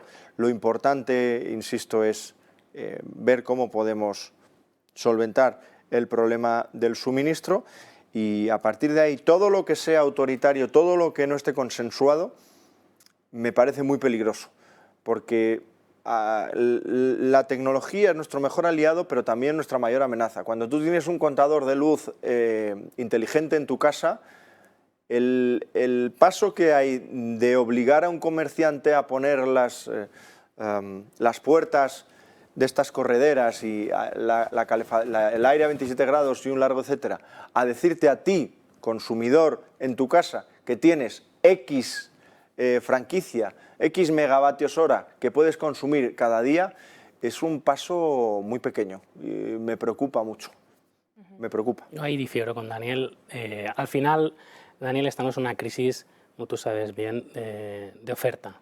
Una crisis de shock de oferta que es similar, para que nos entendamos todos, a la del año 73, ¿no? Del siglo pasado, la crisis energética, a diferencia de una crisis que, como la del año 29, por ejemplo, me conocía, ¿no? La crisis iniciada por el crash de Wall Street, que es una crisis fundamentalmente de demanda, ¿no? Lo que produjo es una bajada brutal de demanda y una necesidad de recuperar esa demanda, y ahí está la historia económica para cerciorarnos, ¿no? para de alguna forma ratificarlo, que era la forma de recuperar la demanda, ¿no? Ahí empieza el keynesianismo, la demanda agregada, toda esa teoría. Pero nosotros ahora lo que tenemos es una situación en la que, por supuesto, hay que recuperar o hay que mejorar las fuentes de aprovisionamiento energético, y especialmente de gas, pero a la vez tienes que reducir el consumo. Porque la única forma de salir de una crisis, shock de oferta, una crisis de oferta, es reduciendo la demanda. Una de las importantes es reduciendo la demanda. Es exactamente la misma razón por la que no tienes que subir los salarios, ni las pensiones, ni incluso las no contributivas que van en el decreto de mañana, al mismo nivel que está subiendo la inflación, porque si no, no tienes forma de reducir la demanda, que es reducir el consumo, que es reducir la espiral inflacionista en la que te has metido. Esto es para mí, es de primero de economía. Entonces yo ahí no estoy de acuerdo. Estoy de acuerdo en la crítica de cómo se hace, y eso es el detalle. Lo de las farolas, en la anterior crisis vimos que hubo un apagado importante de farolas en muchas autovías y autopistas. Y una crítica importante por un tema de seguridad, en este caso no personal, sino de movilidad.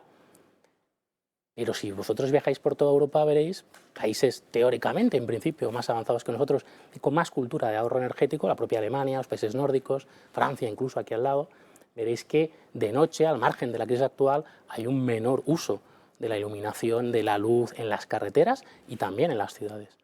Por lo tanto, la cultura, esto que está de moda decir, a mí me gusta mucho decir la cultura, lo voy a borrar, no, borremos, ¿no? Como en el ordenador, editar, borrar, la cultura de no.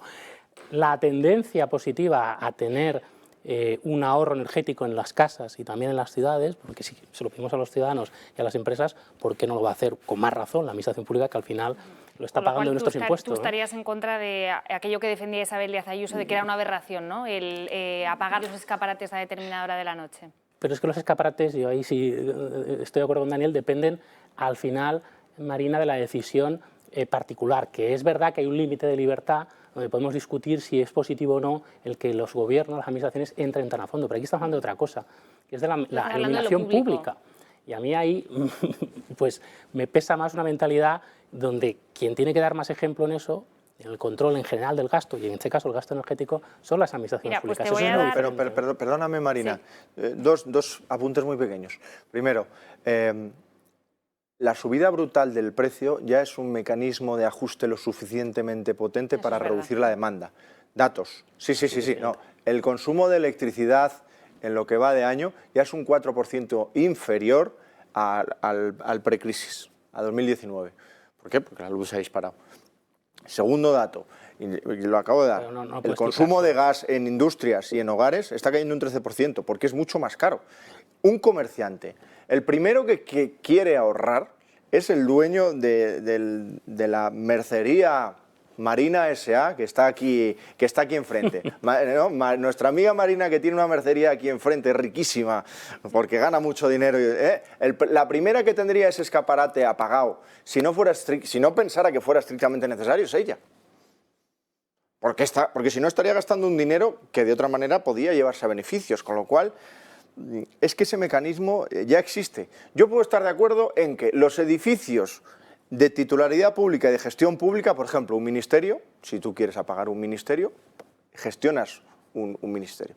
Y me parece muy bien. Pero, ojo, el alumbrado de uso público, tiene razón Ayuso, es que es muy peligroso. Es que tú no puedes comparar la Gran Vía de Madrid con, no sé cuál, Alexanderplatz en Berlín. No puedes comparar, porque un madrileño a las 3 de la mañana hay mucha más vida en Madrid que en Berlín. Por eso digo, depende de cómo se haga. Tú has dicho antes, Daniel, y estoy de acuerdo con eso, y eso falló en la pandemia, el que este tipo de medidas, y por eso decía antes que para mí el error no está en que esto es una situación difícil y todos los gobiernos es difícil afrontarla, sino en si tú tienes capacidad anticipatoria. Todo este planteamiento se podía haber hecho en abril. En el mes de abril, después de la invasión de Ucrania, que creo que es en marzo, ya al principio de marzo, ¿no? Ya sabíamos que íbamos a ir a parar una crisis energética importante, ya sabíamos que la inflación se iba a disparar, ya veníamos con un aumento de inflación de los cuellos de botella de la pandemia, pero estaba claro en la primavera de este año que esto iba a pasar. Y en cambio estamos hablando de esto en el mes de agosto y como mucho hemos empezado a hablar en serio en el mes de julio y estoy convencido que los ministerios en serio se pusieron en el mes de junio. Bueno, pero es que estamos hablando de un gobierno cortoplacista. Pues esta es la cuestión que decía antes, que es lo más importante, el mayor error, Marina, está en que tiene una capacidad de visión estratégica que no solo es de largo plazo, sino que es visión estratégica, visión integral del problema y de la solución. Eso es lo que no hace. Gobierno cortoplacista e ideologizado. Esta es mi visión. Es que el gobierno de Sánchez usa cualquier excusa para aplicar el rodillo totalitario comunista de toda la vida. Me da igual el COVID, los incendios, que ya sabéis que es la emergencia climática, o en este caso Putin, ¿no? Es absolutamente un rodillo excusa para aplicar el rodillo totalitario. Daniel, ¿podía o no haber acordado con las comunidades autónomas este planteamiento y cómo ejecutarlo? Decías antes la Gran Vía de Madrid, me preguntabas por Ayuso. Si yo entiendo, yo no he negado el que el despliegue de esa medida esté mal hecho. Lo que digo es que desde un punto de vista de visión estratégica, precisamente de la gestión económica de esta crisis, es evidente que tú tienes que tomar medidas, por ejemplo, de las medidas que van mañana al decreto, que se anunciaron hace un mes. Las dos más claras en esa dirección de reducir la demanda son precisamente el plan de ahorro energético y la subvención del transporte público, que lo ha hecho Alemania, por cierto, con bastante éxito porque le está ayudando a reducir la inflación en los últimos 2 meses. Por lo tanto, no es ninguna tontería. Otra cosa es El argumento que te has dado antes es, no hombre, es que ya se está reduciendo el consumo porque al subir los precios, pero por esa razón, Daniel, el aumento de salarios lo podríamos hacer muy por debajo, pero casi pegadito al aumento de la inflación, con ahorrarnos un punto de la inflación con respecto al aumento de las pensiones, los salarios en el sector público-privado, y ya está. No, necesitas un diferencial importante. Cuando tienes una situación tan grave, necesitas todas las medidas a la vez. Todas, que se reduzca la demanda porque hay un aumento de precios de manera natural, el propio mercado se regula, que es la idea de fondo que tú defendías, ok, de acuerdo, pero también tienes que tomar otras medidas de ahorro energético, claramente, y de ahorro energético, que es el plan de transporte público, que me parece interesante. Fijaos, Marina, como Ayuso al final acaba diciendo que un 50%, y eso es positivo, porque se da cuenta de que los ciudadanos eso lo iban a valorar positivamente, que si la Comunidad de Madrid se quedaba fuera de ese juego, lo que iba a hacer es recibir el ataque de otra vez de Moncloa diciendo que es que no ponía un 20% más al 30% que pone el Estado. Pues interesantísimo este debate sobre las medidas planteadas por el Gobierno para reducir el consumo energético. No se muevan porque en unos segundos seguimos analizándolas y tratando otros temas de igual importancia.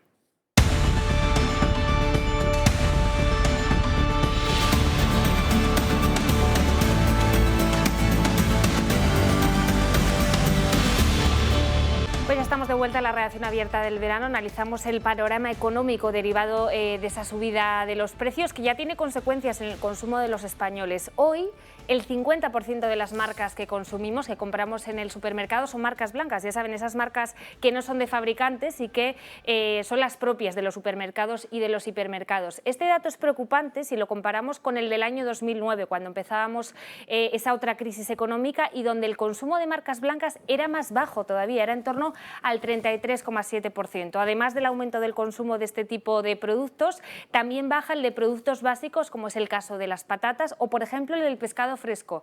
Hoy consumimos un 18% más o menos de este producto que lo hacíamos hace unos meses. También baja el aceite, la carne o, por ejemplo, el consumo de patatas. Es preocupante, ¿no?, esta situación que decimos que es todavía más grave que la que teníamos en el año 2009, en plena crisis económica. El aumento de las marcas de la distribución, Marina, se va produciendo hace muchos años.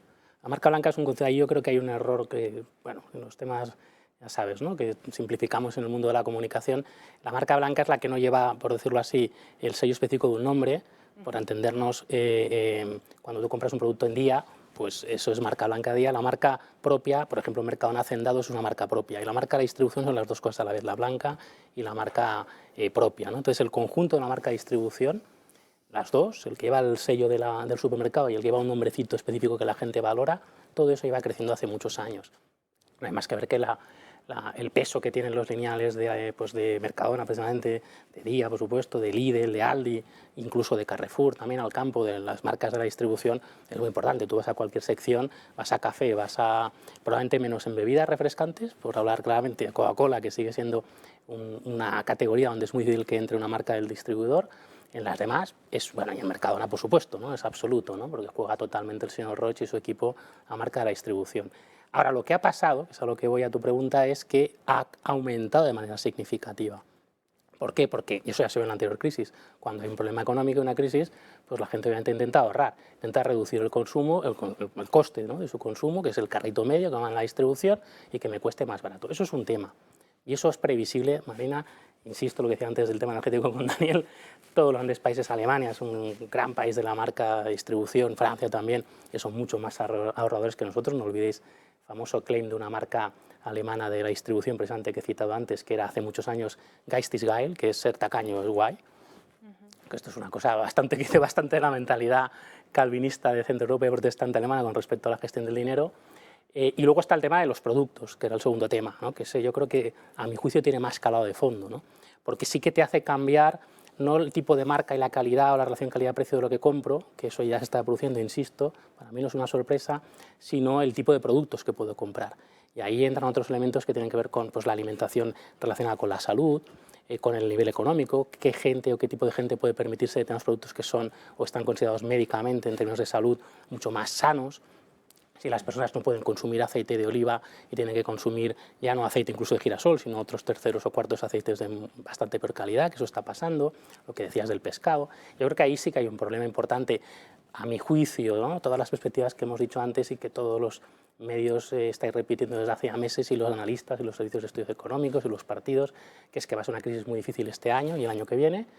Creo que la situación a nivel de la gente que tiene menos recursos económicos, lo que vimos también en la anterior crisis de post-Lehman Brothers, de mucha gente acudiendo a, pues eso, ¿no?, la beneficencia social, a Cáritas, en la Iglesia, yo creo que eso va a crecer mucho. Y el problema es que la gente que da los alimentos a esos bancos de alimentos también va a comprar a productos que tienen menor coste. Por tanto, el tipo de alimentación se va a ver, es un poco lo de la pandemia, ¿no?, que 2 años después estamos viendo los efectos psicológicos y físicos, incluso en enfermedades muy graves como el cáncer, de las colas del ámbito sanitario, ¿no?, de la asistencia sanitaria. En esto, probablemente, en 2, 3, 4 años, veremos un efecto también de salud, si esto, digamos, persiste y se incrementa en términos de una parte de la población que va a tener una alimentación peor y va a tener, pues obviamente, una salud derivada de la alimentación bastante peor, ¿no? No sé quién decía el clásico, que tu primera alimentación, no sé qué era, un pensador, un médico de la antigüedad de Grecia, ¿no?, famoso, que no me acuerdo que es el famoso Hipócrates, ¿no?, Juan Hipocrático, que decía, creo que era él, que tu primera medicina sea la alimentación, no sea la comida, ¿no? Tanto a mí eso me parece, lo segundo, sobre todo, muy preocupante. Bueno, y no todo son malas noticias, también tenemos que darles alguna que otra buena noticia económica. Seguro que si este verano se han paseado a lo largo de la geografía nacional, se habrán dado cuenta que hemos recibido mucho turismo nacional e internacional también. Y por eso el número de pernoctaciones hoteleras en los últimos 2 meses ha crecido y ha vuelto a niveles prepandemia. Sube también en torno a un 16,4% el precio de pasar una noche en un hotel, y más o menos la media se sitúa en torno a los 121 euros la noche. Las pernoctaciones hoteleras en España superan los niveles pre-COVID, al sumar más de 42 millones el pasado mes de julio, con una subida de precios superior al 16,4%, lo que ha llevado a los hoteles a facturar este verano más de 121 euros de media por habitación ocupada. Los datos hechos públicos este miércoles por el Instituto Nacional de Estadística muestran que las pernoctaciones se incrementaron en España el pasado mes de julio en un 60,7% respecto al mismo mes de 2021, cuando se registraron un total de 26,3 millones. Las pernoctaciones realizadas por parte de los viajeros residentes en España superaron los 15,6 millones, casi un 35% del total, mientras que las de los no residentes se situaron por encima de los 26,7 millones. Estos datos confirman la consolidación de la recuperación turística en nuestro país. Y así, durante los 7 primeros meses de 2022, las pernoctaciones se incrementaron un 187,7% respecto al mismo periodo del año anterior. Pues pese a la subida de precios, pues se ha multiplicado esa llegada de turistas. Había muchas ganas de volver a los hoteles, de volver a viajar después de esos largos meses de pandemia, ¿no? Yo creo que la gente quería salir como fuese, ¿no? O sea, yo creo que lo que todo el mundo esperaba en el 20, después del confinamiento, hablábamos antes con Daniel, pues no se produjo con esa alegría, porque obviamente pues todavía no había la vacunación, la gente todavía tenía mucha gente miedo. Las mascarillas, un efecto importante, el no llevar mascarillas excepto en el ámbito del transporte público, que por cierto es un debate interesante que alguien debería plantearse cuál es la evidencia empírica comparada con otros países europeos que no tienen esa medida de que se tenga que utilizar el transporte público, porque no hay ninguna evidencia en los últimos 3-4 meses que podemos comparar que lo sostenga. Y la otra en el ámbito sanitario, que eso tiene su lógica, ¿no? Pero en todo lo demás, María, no hay mascarillas.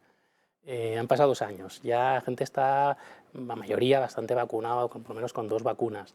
El miedo, que al final es un gran freno, ¿no?, de la conducta humana, se ha reducido de forma muy importante. Y ese es el gran detonante de lo que hemos visto este verano, ¿no? Y más en un país como el nuestro, pero no solo, hemos visto, decías tú muy bien, los visitantes, que son básicamente alemanes, británicos, franceses, nórdicos. Es decir, que yo creo que eso es una explosión clara y lógica que se iba a producir, y que eso iba a tener una afectación en los precios, que han subido muy por encima de lo que significa el aumento de los costes productivos de la energía de esos negocios de restauración, establecimientos hoteleros. Eso tenía mucho que ver, y eso tiene que ver con lo que decía antes, que es claro, si la demanda sigue subiendo, lo que hace es que los precios suben mucho más, ¿no? Entonces, bueno, a nosotros eso nos viene bien económicamente, ojo, porque en los datos de empleo, ya lo vimos en julio y lo dijo el otro día el ministro Escrivá, que ya se ponía la venda antes de la herida, no van a ser tan buenos desde el punto de vista de empleo en el mes de agosto, sorprendentemente.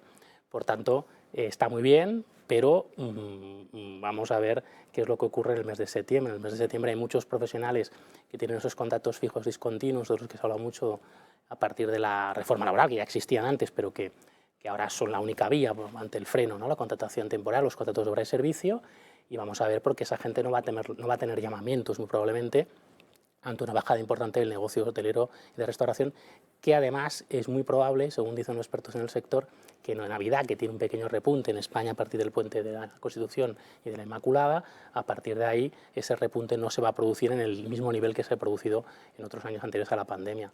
Por tanto, está bien, campanas al vuelo, está mal para los que han tenido que pagar un sobreprecio importante, pero lo que importante o lo relevante es qué queda de todo eso. Y a mí lo que más me preocupa es obviamente el PIB, sí, pero también el empleo. Y yo creo que eso, me parece que va a haber muchas más, ¿cómo se dice eso? Más ruido que nueces, ¿no? Algo así, ¿no? Es el dicho, ¿no?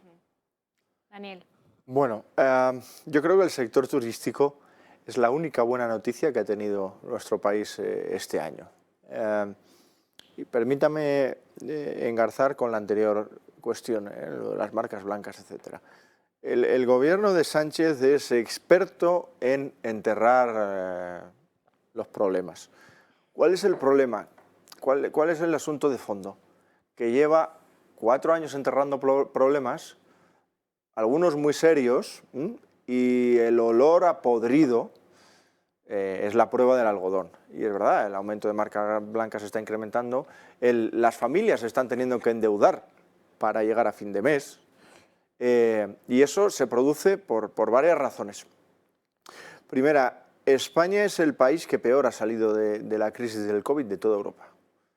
En términos, no hemos recuperado los niveles de riqueza previos a la crisis, ya lo he dicho antes, la renta media ha caído, la pobreza se ha disparado, la desigualdad también se ha disparado y aunque las cifras del paro y de la seguridad social también intentan tapar la situación, yo no, analizándolas fríamente, no veo ninguna mejora en el mercado de trabajo. Ninguna. Y no estoy entrando en julio, que efectivamente a ver qué pasa, pero no veo ninguna.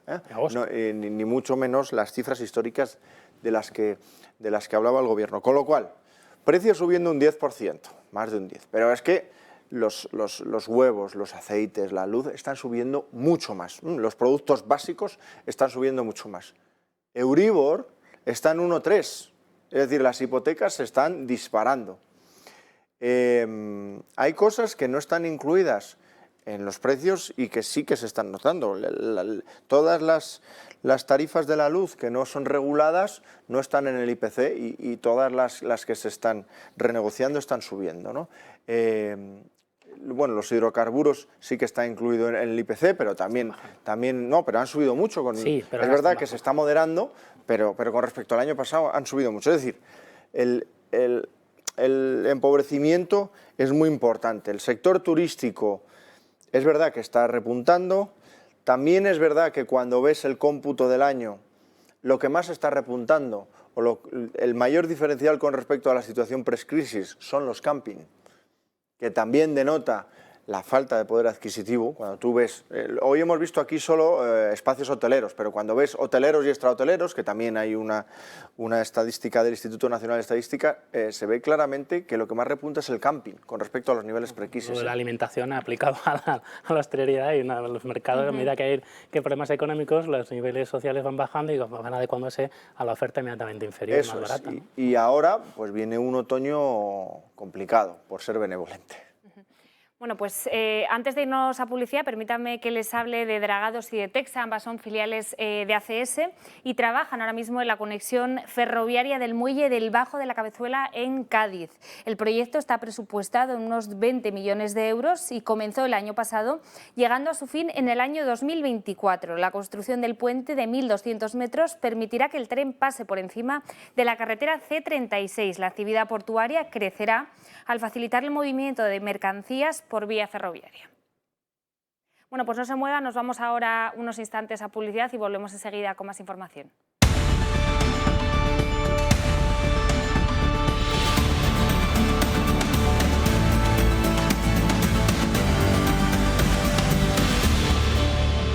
Estamos de vuelta vuelta a la reacción abierta del verano. Cerramos el bloque económico, tenemos que centrarnos ahora en temas más sociales.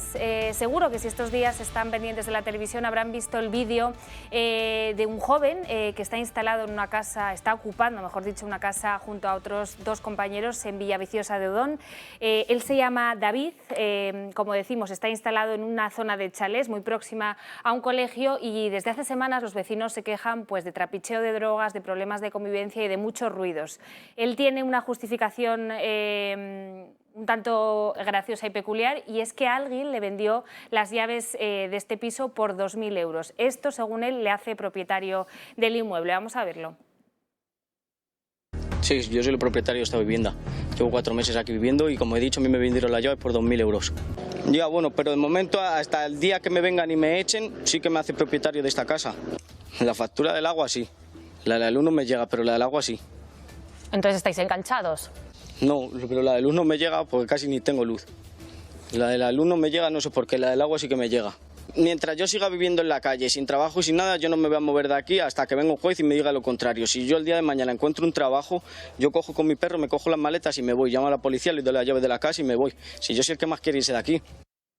Él dice que es el primero que quiere irse del inmueble. Por cierto, que Madrid es la segunda provincia, después de Barcelona, con mayor número de ocupaciones en todo el territorio. Se trata de un fenómeno que afecta a distintos puntos de España, que no para de crecer. Se calcula que se producen 9 ocupaciones al día. En el caso de Madrid, como decimos, el Partido Popular plantea modificar esa ley antiocupación pues para facilitar que los desalojos se produzcan en solo 24 horas y para endurecer también las penas a las personas que decidan ocupar una casa. ¿Preocupa o no preocupa este tema, que ahora mismo está un poco más apartado de los medios, pero que sigue produciéndose en España? Yo creo que mucho, ¿no, Alina? Yo creo que preocupa mucho.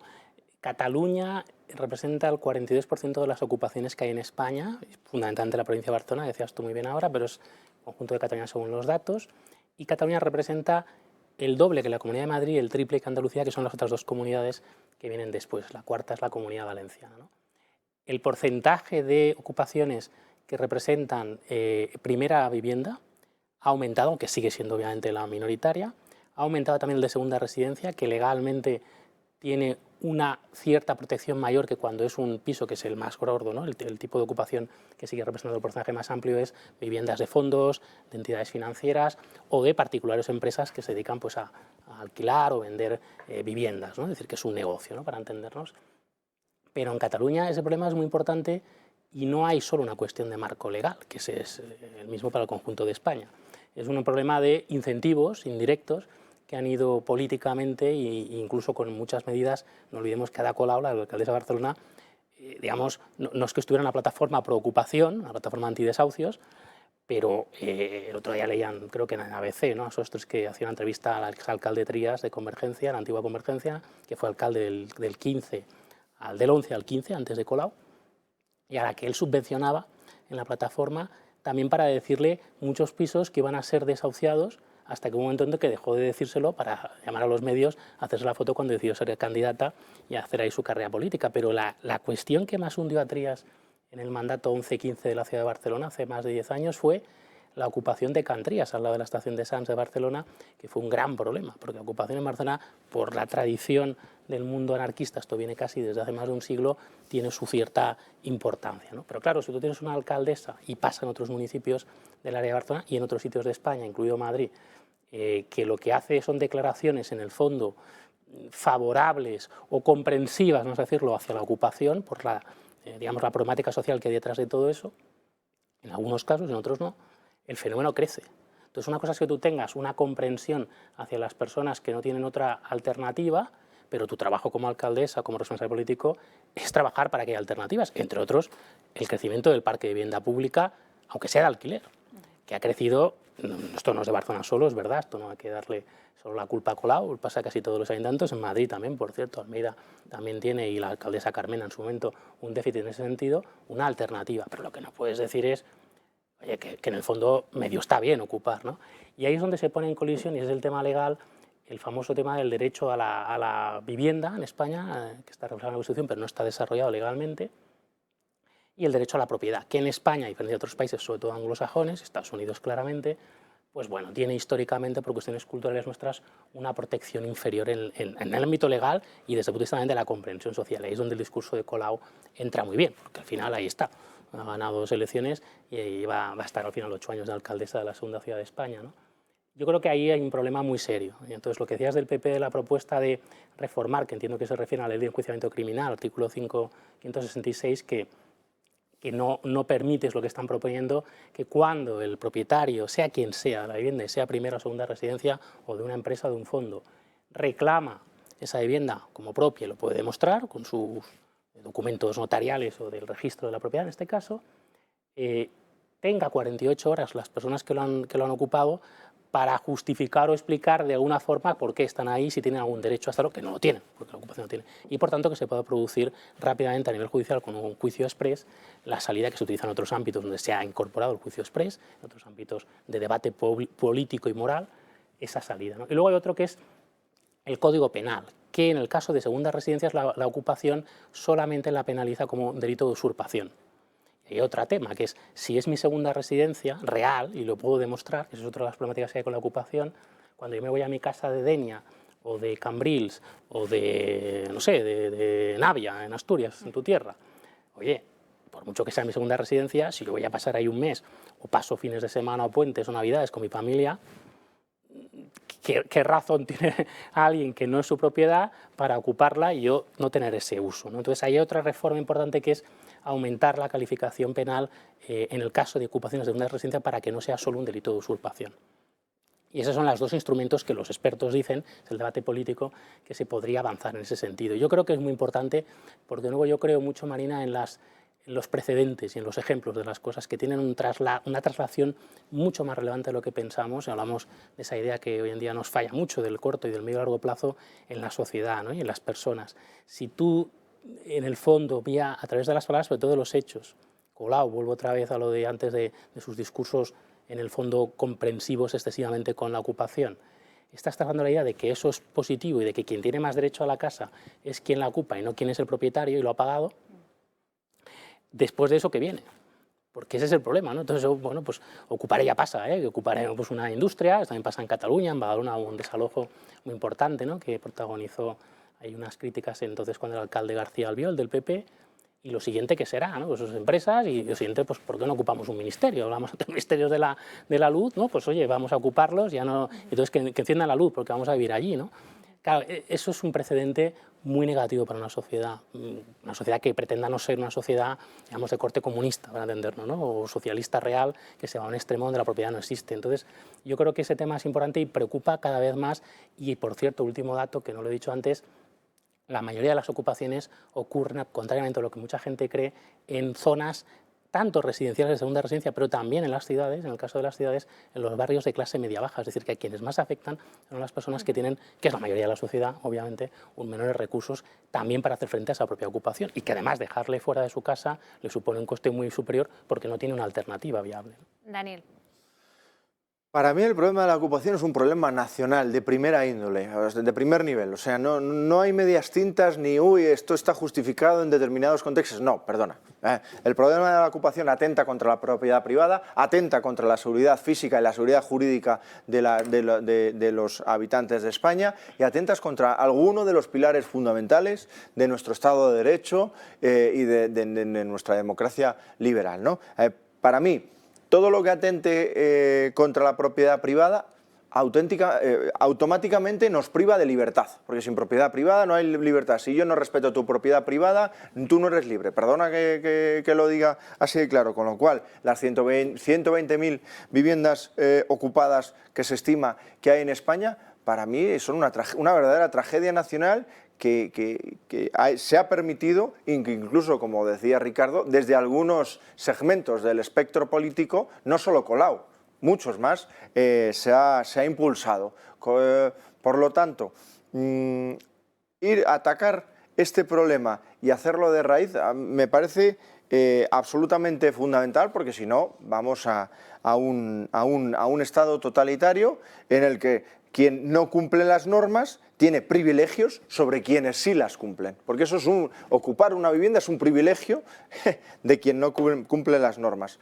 En Acción Liberal Think Tank for Freedom, que es un pequeño think tank que tengo el honor de presidir, curiosamente hemos hecho un informe sobre este asunto con medidas. Hemos preguntado a expertos del sector y efectivamente, yo sé que el Partido Popular, la propuesta que ha hecho recoge muchas, está de acuerdo con muchas de ellas, pero hay otras que también son importantes. Por ejemplo, hacer un censo de viviendas ocupadas, para que las autoridades sepan que mi vivienda, que yo soy el propietario legítimo de esa vivienda y que esté ocupada. Por ejemplo, poder cortar la luz, los suministros, la luz y el gas a esta gente. Porque para que encima no los pague el propietario que los paga. Efectivamente, pero no, ya no es solo no pagarlos, sino poder cortárselos, porque hay que echarlos de ahí, ¿no? Por ejemplo, además de... Que no pase de un año, creo que otra medida, ¿no? Que no pase de un año el tiempo máximo en el que tú puedas recuperar una vivienda en un proceso judicial. Es que efectivamente, es que si yo me entero, si mi vivienda está vacía durante año y medio y a los 18 meses me entero de que está ocupada, debería ser lo mismo que si me entero en las 24 horas. El problema de tener vacía mi vivienda es mío, no es de nadie, ¿no? Con lo cual, bueno, en fin, son una serie de medidas que a mí es que me parece absolutamente fundamental, porque es que da igual que sea una segunda vivienda, una vivienda principal, de fondo, da igual, es un problema de fondo, es un problema filosófico que atenta contra muchos de los pilares del Estado de Derecho. Con lo cual hay que actuar de manera enérgica y hay que cortarlo de raíz. Sobre la alternativa habitacional de toda esta gente, para eso están las viviendas sociales y para eso están mecanismos, por ejemplo, pues como el ingreso mínimo vital, todo tipo de subvenciones y pagas que hay a nivel autonómico y nacional y un larguísimo etcétera. Pero en ningún caso y bajo ningún concepto un allanamiento de morada, un ataque a la propiedad privada puede ser justificado. Y si lo hacemos, como sociedad nos estamos equivocando. De todas formas, Dani, lo de Colau tiene tela, porque ya lo último que se le ha ocurrido... pero es que Colau... Que va teniendo cada 2 por 3, ¿no? Ahora más porque está nerviosa de cada año que viene porque las encuestas dicen que no va a ser alcaldesa, no puede irse con Yolanda Díaz, por tanto no puede dejar el ayuntamiento y buscar una salida a ser a lo mejor ministra en un siguiente posible gobierno con Sánchez y ganase. Por favor. Entonces, pero bueno, pero los de mi tierra, yo soy catalán también, aunque vivo en Madrid hace años, lo que te dicen es lo contrario. Siempre me dicen esta mañana, un primo mío me decía, oye, llevaosla ya, o sea, Ricardo, el gobierno en Madrid de algo. Colau tiene tela en muchos aspectos, no solo la ocupación, es la inseguridad que hay en Barcelona. Es el desastre del control de precios al alquiler, que se ha desplomado, desde que entró en marcha esta medida, un 60% menos de parque de viviendas de alquiler. Los problemas que hay, que estás citando muy bien de Barcelona, Dani, ¿sabes cuál es su última propuesta? Eliminar el FOA de los caterings públicos del Ayuntamiento de Barcelona, ¿no?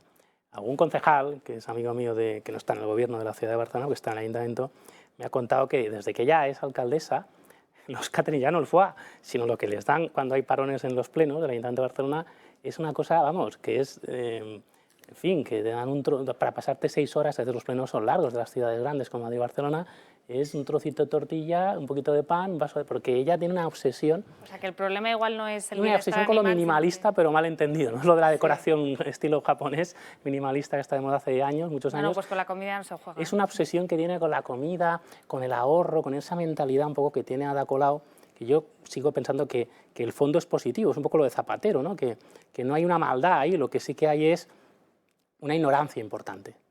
Entonces, a veces, este famoso debate en la historia, ¿qué es peor? ¿Una persona mala pero con cabeza o una persona con muy buenos principios e ideas pero que es muy ignorante, que no sabe lo que tiene que hacer o que es un desastre, ¿no? Gestionando las cosas? Ella piensa una gran ciudad y un gran ayuntamiento, hablando de lo del pleno, lo del FOA o de las comidas estas así minimalistas, desde una mentalidad de pueblo, con todo el cañón para gente de pueblo, que es como si estuviera gestionando una realidad muy pequeña. Este es el gran problema de Colau. Y su mentalidad es que la manera de gestionar un conglomerado como son todos los distritos, 10 y 1,5 millones, que en realidad la realidad metropolitana es mayor de Barcelona, 3 millones y pico, es como si estuviera gestionando un pueblo de 50 habitantes, donde ella, a lo mejor como alcaldesa, pues a lo mejor lo haría bien, porque sería agradable con la gente, estaría preocupada del pequeño problemita del agricultor no sé qué, o de la señora mayor de no sé dónde, pero no puede gestionar una ciudad de 1,5 millones como se ha demostrado en la segunda ciudad de España, una ciudad muy importante del sur de Europa, porque bueno, pues toma decisiones como por ejemplo, que no se instalen hoteles de alto nivel o de gran lujo, de 5 estrellas, cuando el problema es el del turismo de playa y el turismo sencillo. Dice, pues lo que decía Trias o en la ABC, ¿no? Oiga, pues lo que tendría que hacer es aumentar el turismo de calidad, y una vía de ella, una de las vías, no es la única, es obviamente tener un parque de hoteles de mayor nivel, porque eso va a atraer a un turismo de más nivel, que va a dejar además más dinero, que va a dejar un tipo de turismo de calidad muy superior también a nivel de empleo, profesionales que van a cobrar más, y no vas a tener la ciudad, pues como se ha ido deteriorando todos estos años, una especie de eso, ¿no? Es una mezcla de playa de Salou o de Lloret de Mar, en versión gran ciudad italiana, que a veces tiene momentos de Nápoles, por algunos barrios de la ciudad, o bastantes, y donde el proyecto de la historia olímpica de hace 27 años ya, 30 años, pues no queda más que el Estadio Olímpico, que no se hace nada, el COVID, que no se acuerda nadie de él, y Maragall, que pobre hombre, pues obviamente está en la situación que está, no queda nada. El legado olímpico de Barcelona en todos los sentidos ha sido absolutamente dilapidado en estos años, y sobre todo en los 2 mandatos de ella. Entonces, yo vamos, con todo el cariño, que insisto que a mí no me cae mal personalmente como persona, como mujer, a mí me parece que tendría que plantearse, decir, ya ni aprobó, ¿no? Ya es bastante, ya lo dejo, ¿no? Pues parece que no, parece que quiere volver a presentarse en el 23, y obviamente esperemos que en sus mítines, que no creo que lo ha sabido nunca, no haya foie, ¿no? Pero bueno, foie, pues sigamos, los animales es difícil. El foie no está permitido en tantos países como creemos, ¿eh? Hay muchos países europeos que no. El jamón tampoco se permitía antes en Estados Unidos, y tampoco quiere decir que esto es un debate, Marina, gastronómico, animalista, tal, que tiene muchas derivadas, ¿no? Porque hay muchos tipos de foie, hay foies que no tienen ese tipo de tratamiento como se dice en Francia, tal. De todas formas, que te pongan foie en un pleno, oye, pues no está nada mal, ¿no? No, pero en este caso en el pleno no les ponen nada, según lo que dicen los concejales. Esto es pues en algún evento, imagino, claro, así más relevante, donde sí que se ponen caterings de más calidad. Ella tiene claro que no tiene otra cosa, esta es la realidad. Y que ya todas sus historias de la ocupación que decíamos antes, la vivienda, lo que le hizo famosa, la plataforma antidesahucios, el turismo masivo, el dinero de los grandes operadores que nos quieren vender Barcelona al dinero internacional, que es el discurso populista, no le queda, porque eso la gente, incluso la gente que le ha votado, sabe, ve la realidad, y la gente en Barcelona cada vez critica más problemas de seguridad que le afectan a todo el mundo, insisto, y incluso más a los que vienen en barrios más sencillos, porque es donde hay más problemas, o en el casco antiguo de Barcelona o el Ensanche. Entonces, ¿qué tiene? Pues cosas de esas tipo los ministerios de Podemos, que son Garzón, tal, ¿no? Irene Montero, ahora que hablas tal, bueno, de Garzón, mencionar muy rápidamente, hablábamos de la vocación animalista de la izquierda en general y también de este gobierno. Ya saben que mientras nosotros intentamos solucionar y afrontamos los españoles esa crisis económica, pues el gobierno se dedica a seguir con sus labores de marketing y de ideología. Garzón, la última del ministro de Consumo, ayer lo aprobaba el Consejo de Ministros, es instalar en los mataderos cámaras para garantizar que el proceso de seguridad alimentaria y de bienestar de los animales es el adecuado. Nos vamos a convertir a partir de ahora en el primer país europeo en hacer de esto algo obligatorio. Les leo la letra pequeña de esta ley. Las cámaras de vigilancia van a tener que instalarse en aquellas instalaciones en las que hay animales vivos, también en los pasillos de conducción donde se procede a las actividades de sacrificio, y además, en el caso de aves y de porcinos, va a tener que filmarse todo el proceso de escaldado. Esta es la última que nos trae el ministro Garzón, que por cierto dentro de muy poco tiempo va a tener ya que implantarse en todos los mataderos de España. Un breve comentario sobre esto y cerramos ya la tertulia. Daniel, que te voy apuntando. Garzón llevaba casi 6 meses sin llevar nada a Consejo de Ministros. Yo creo que ya le ha dado vergüenza, y entonces ha llevado una verdadera vergüenza de ley. Vamos a ver, el sector agricultor, el sector ganadero está asediado por la subida de precios, la subida de combustibles, la subida del salario mínimo interprofesional ha incidido mucho en ese sector, y la subida de los piensos, etcétera. Con lo cual esto es un incremento de costes adicional absolutamente absurdo, ideológico, como siempre. ¿Qué vamos a conseguir? 1, más inflación, porque eso se va a trasladar al coste del producto, y 2, más despoblación, que como sabéis los ganaderos están en las zonas despobladas, que son las rurales. Ricardo, muy rápido. Bueno, yo creo que Garzón, ya después de lo de las macrogranjas de este invierno, esto sostenía no en Mendalla, ¿no? Decía Daniel que es verdad, que salía otra noticia que en 6 meses no había presentado nada al Consejo de Ministros, ¿no? Y cuando se le ocurre presentar algo, lo que hace es insistir en el mismo sector. Yo creo que le han dicho, oye, ahí hay un segmento de votantes, los animalistas, que son los urbanitas, como dicen. Si veis a los youtubers del mundo rural, que es muy interesante, lo que dicen es que eso es para los urbanitas, que es verdad, porque Garzón Al final es Ricardo, urbanita. te tengo que cortar, tenemos que dejarlo aquí. Interesantísimo este debate, todos los temas que se han tratado en esta mesa. Mañana volvemos, seguiremos analizando la actualidad a las 10:30 aquí en El Toro Televisión. Les esperamos. Muchas gracias.